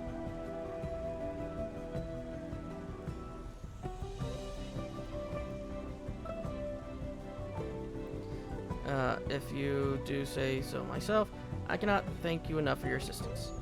But now the negotiations could truly begin. We should hurry back to town as well.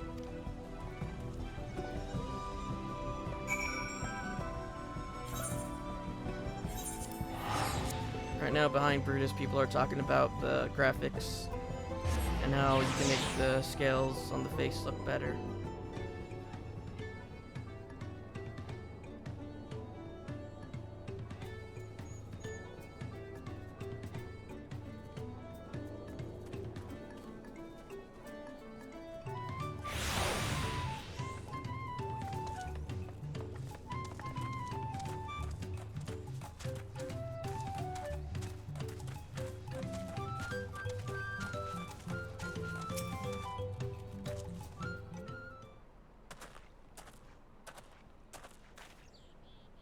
There are Zeman now. We've both assembled. Let's continue our discussion. As I discussed, a deal is already agreed upon. All that remains is exchange of goods. Are you sure, even if I said that the actual value of the brush is a single pel in the 10,000s column? What? You deceived me. No, nothing of the sort. I merely followed your example. I do personally believe that a single brush is worth 2 pel in the hundreds thousands column. I also urgently need funds after purchasing those crystals, but more importantly, the brushes are of unparalleled quality. I think I would have been outfoxed by the man I took for a fool. Yet why tell me its true value now? Have you remained silent? You could have made all the money you lost. I find that a strange question. Why are we not both merchants, rather than prey on one another, hoping to find one fortunes in a single exchange?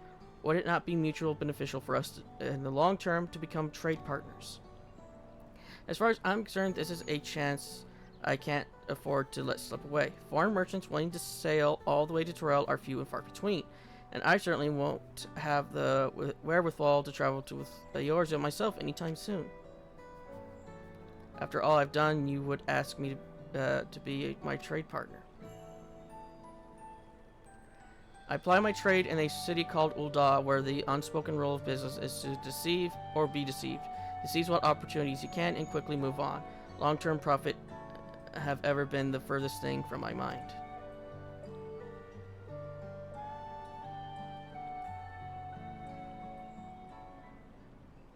When I first saw you, Nopeli, I could sense your naivety.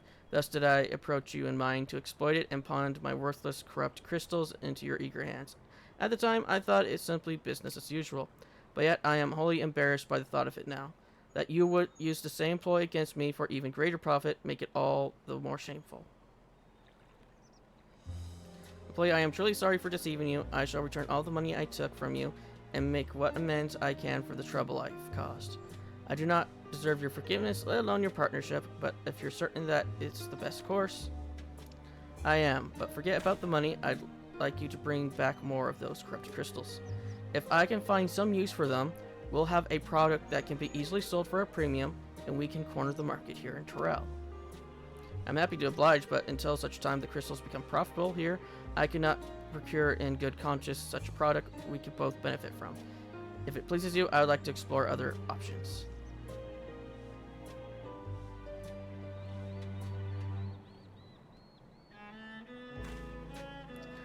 I can't have convinced Jijimolu without your help, Zedman. Together, I believe he and I can bring others happiness through trade in not only Torel, but Eorzea and beyond. I've prepared a small gift for you to show my thanks. Though it's hardly enough, I hope this is some benefit to you during your travels. And if you ever need anything, don't hesitate to find me.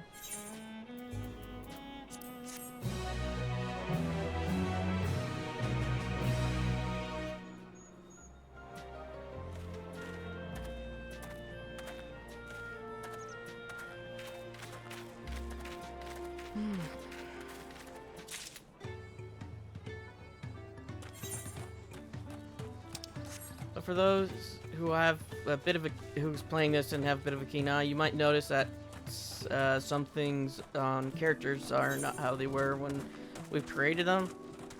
Like, for example, my right eye was significantly more red and less pink or dark.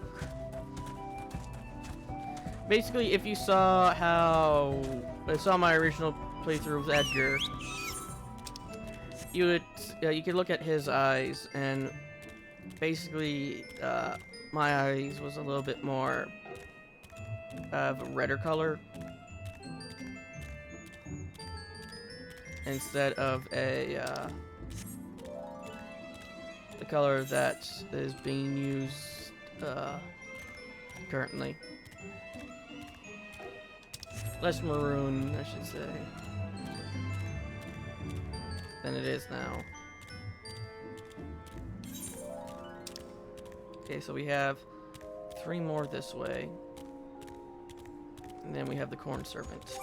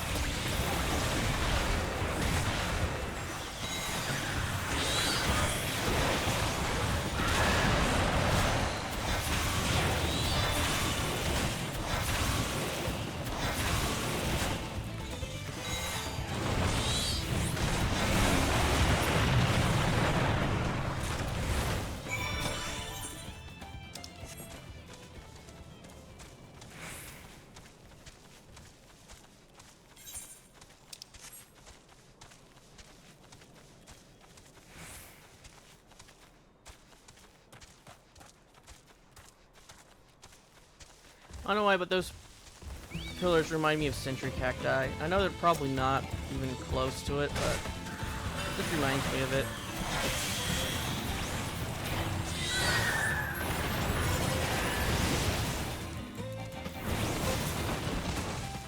Because by the looks of it, they're not even...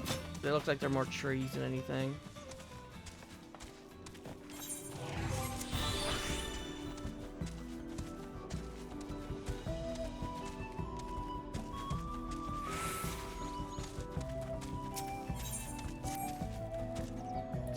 Hey there, might I beg your assistance with something? I was taking a stroll through the valley the other day when I discovered some coffee beans scattered in the brush and not a coffee plant in sight.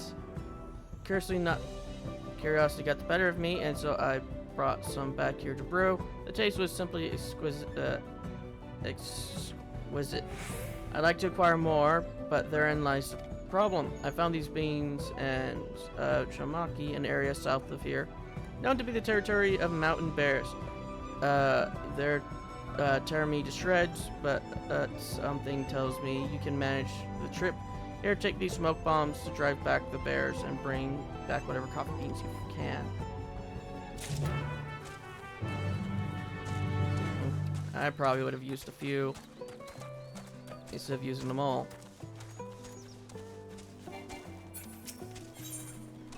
Ooh, earrings. The hot blood storekeeper and his trusty alpaca gaze at you inquisitively. Actually, my darling, Alpi didn't spit at your approach, which can only mean she trusts you, and if she does, then so do I. As such, I would ask a favor. Recently, a sack of premium coffee beans was stolen from our house. The thieves came in the dead of night, but I was wide awake to catch them in the act. A band of Hobogo mercenaries, my brave Alpi spat on their leader, square in the face, and thanks to her saliva's distinctive scent, I was able to track them down. They were well armed, however, so I resolved to give up on the coffee beans, but for a strapping fellow like you, continuing with those thieves shouldn't be a problem. So please, I beg you, go to Oronakia and teach them a lesson. Yeah, that's just down the way.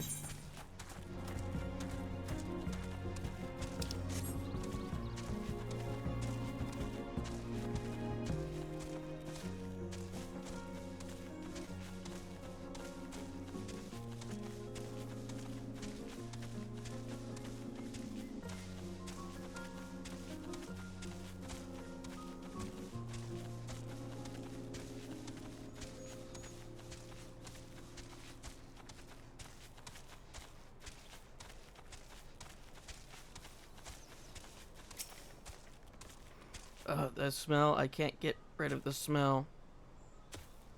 Why would you steal coffee beans? What? Who are you? God, I've had it up to here today. Boys, get them.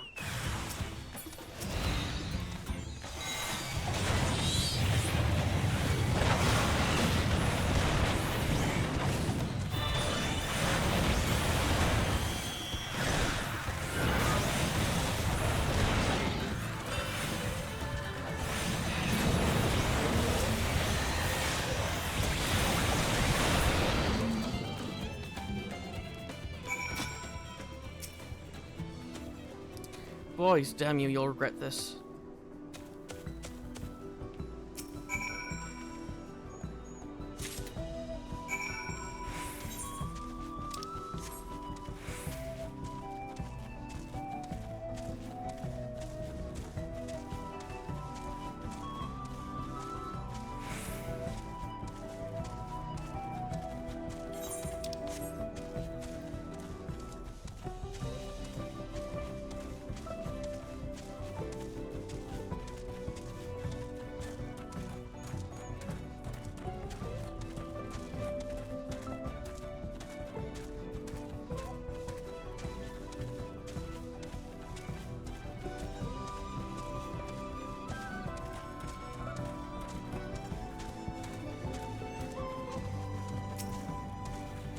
Returned, and you look none the worse for wear. What a relief. For a blessing, this sack of coffee beans smell nothing like the thief who stole them.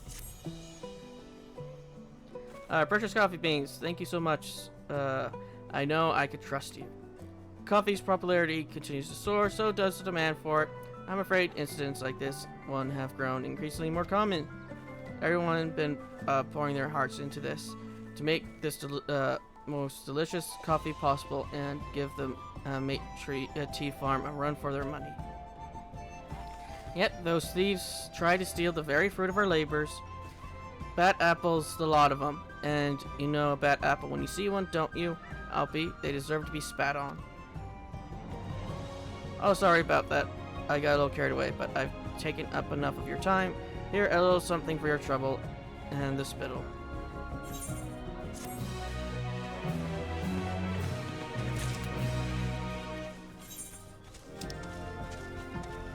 Time to go north.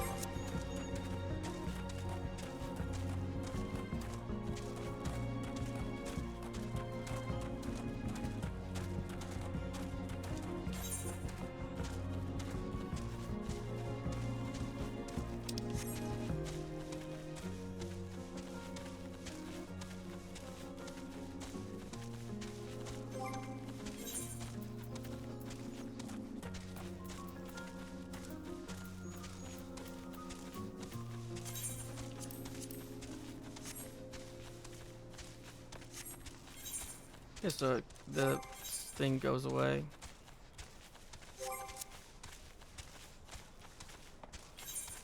Yeah.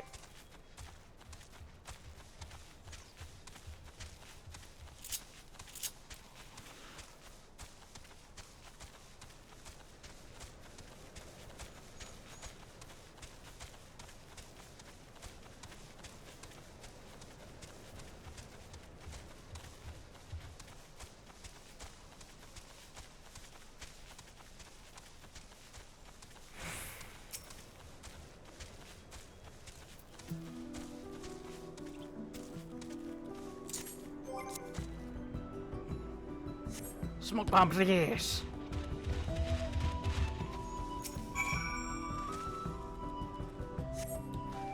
You navigate through the sticky soil, finding grass, something sod, which are a clump of coffee beans.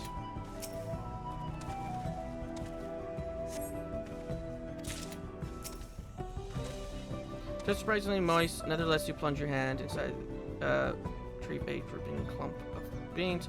The century and mating for this soil is for a variable insult on the nostrils, but you perceive in the nature of delicate coffee and stick your hand inside a clump and claim one last clump of coffee beans.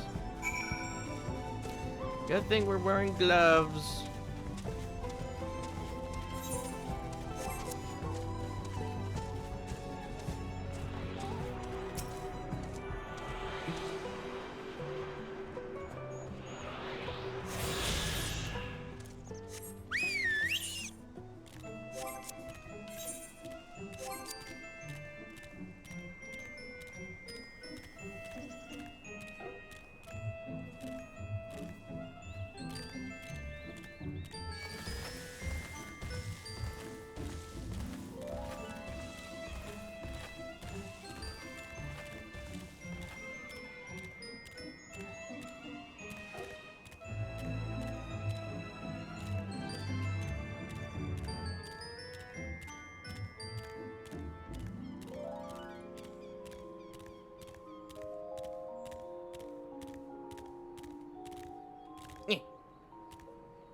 Oh, there they are. Wonderful you return. I'm glad to see you still have all your appendages. But tell me, were you able to find more of the wondrous coffee beans? These coffee beans are covered in putrid smelling soil. No, thank you, but they seem to be covered in... Is that soil? Oh, this appears to be dung. That would explain. An omnivorous mountain bear feeds upon flora and fauna unlike unbeknownst to us. However, it seems they're developed a liking for our coffee plants and have been snacking on them in secret. But because the bears are difficult to digest, the beans are difficult to digest, they remain whole in the bears' leavings. They said that is what inside their stomach, the flavor and fermentation of the plants and fruits the bears naturally eat ferment the beans, diminishing their bitterness and resulting in coffee beans with a fruity, sweet flavor. A most intriguing discovery, one I couldn't have made without your help. Thank you. I dare say we have a new premium blend of coffee on our hands.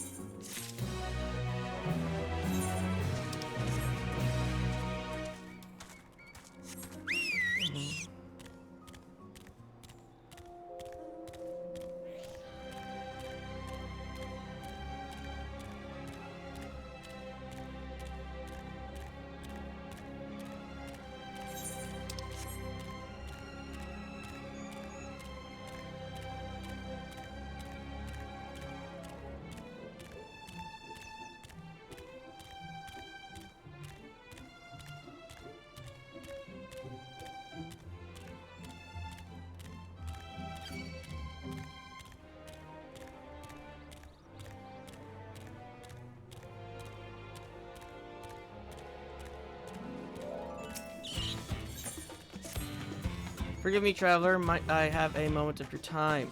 I'm a merchant from Dawntrail here on business, but I've felt sick as a dog ever since I arrived.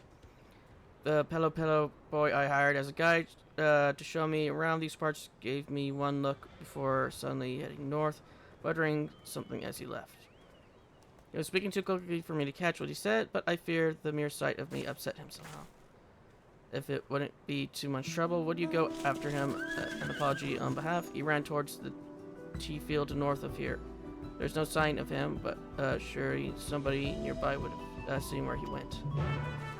He probably went to get the tea, get you some tea.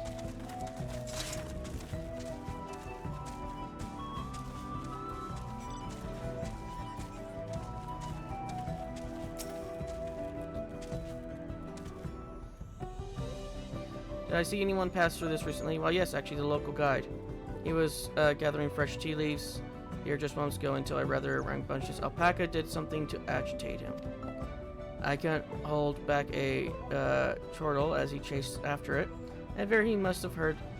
At any rate, he was heading towards the hill northwest of here.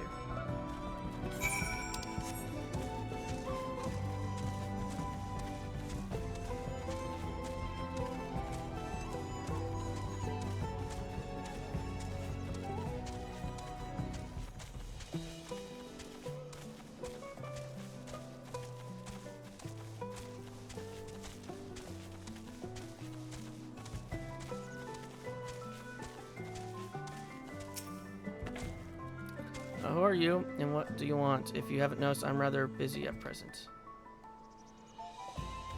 Me? Upset me? Why would he? Oh, I was speaking too fast. An unfortunate misunderstanding. That merchant was clear class of altitude sickness is not uncommon in those traveling to Aquapacha for the first time. The best cure for it in most things is mate tea, which is why I was collecting tea leaves earlier. But just as I finished packing them into my bag, this alpaca came and snatched it away. Now that I have it back, it's time to get brewing.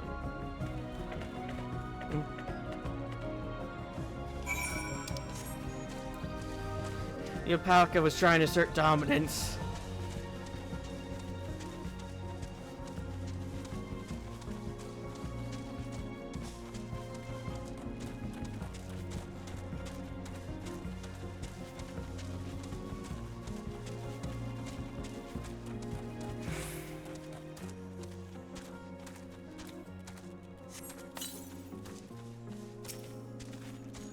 There you are. He told me everything, and it seems I mistakenly sent you on a wild alpaca chase. Forgive me. Thanks to his tea, I feel much better. Meat tea is a vital source of nutrients in these highlands. I'm sure you can promote it as a nourishing potable back in the markets of Dawntrail. Why not buy some in bulk? You're not only a talented guide, but a convincing salesman. Very well, I'll give your offer some thought. But first, might we continue our tour? Thank you again, traveler. I hope that my experience can serve as a lesson for us both to properly prepare when a journey in high altitudes. Nah, I'm not going to high altitudes. I ain't going on no plane.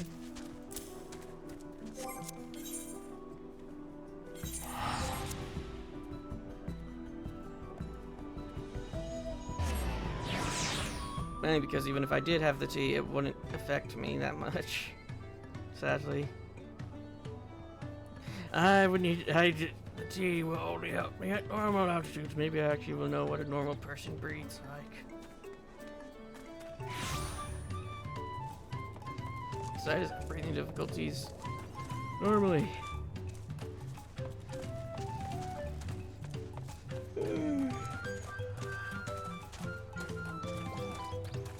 That's what pretty much having asthma and having scar lung tissue will do to you.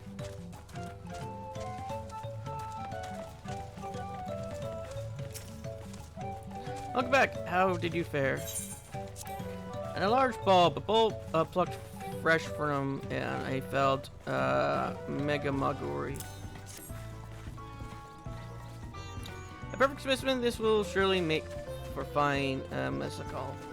Tell me, were you aware that it was actually the people of Dawntrail who taught we Pelo how to make mescal? They taught us to make the liqueur with agave, but we also learned that using the bulb of megamagoi gives the drink a real kick. And megamagoi would give me a real kick if I tried to procure their bulbs myself. Which is why I couldn't thank you enough for your help. I have no doubt the batch of mezcal I make with this will be a delight.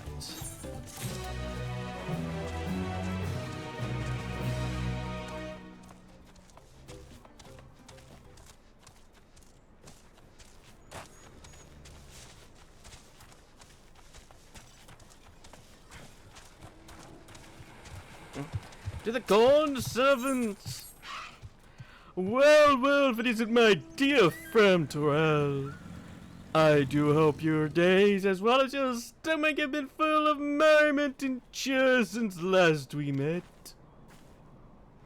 Glad to hear it. I was just passing through when a faint rumbling caught my attention.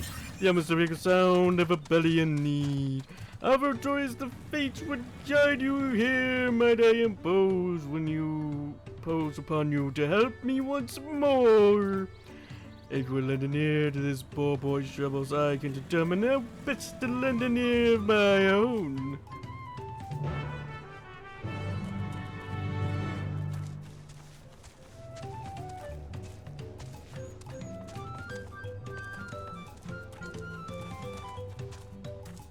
Oh, there he is.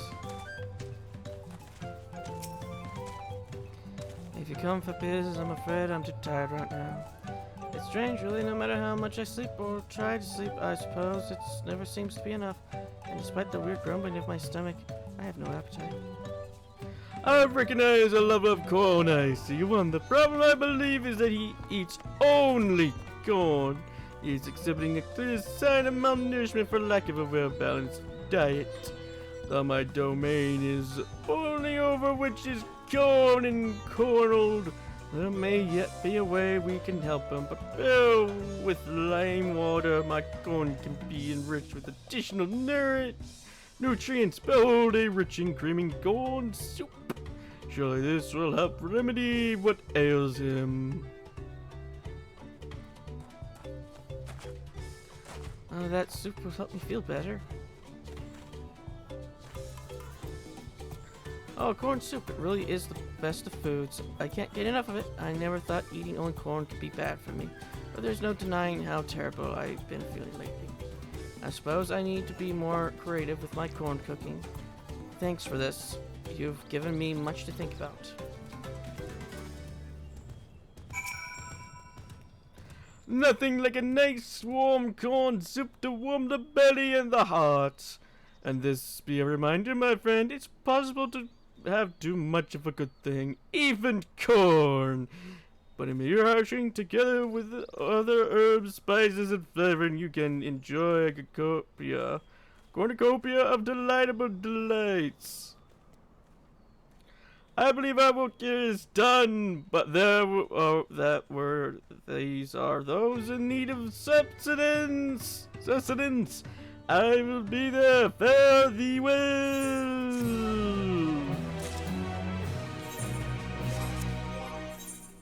Okay.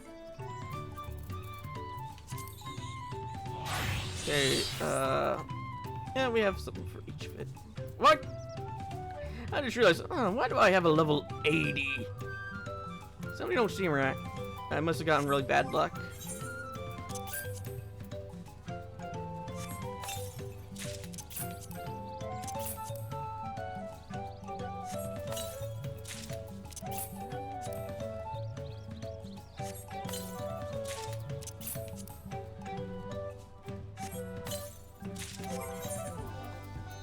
Yeah, and everything is worse. Oh, these are the exact same, so it won't really matter which one we get.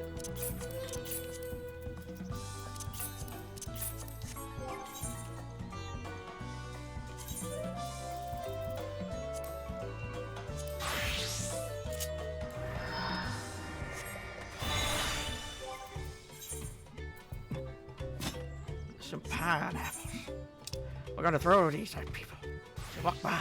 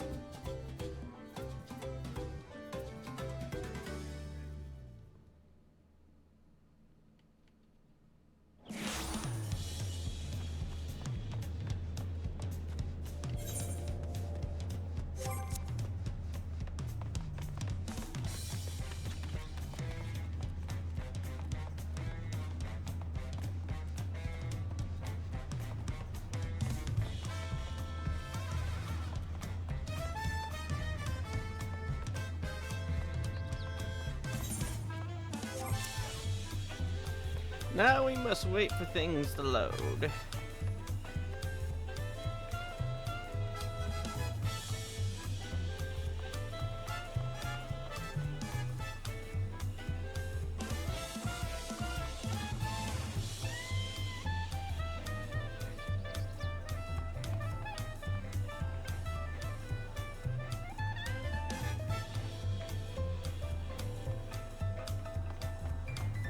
There's Alpha now. And Growl. Oh, there she spawns. Look at us.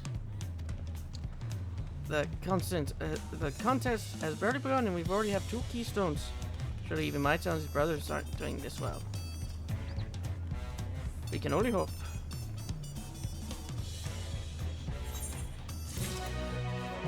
And with that, that's going to be the end of this episode. I'll see you all in the next.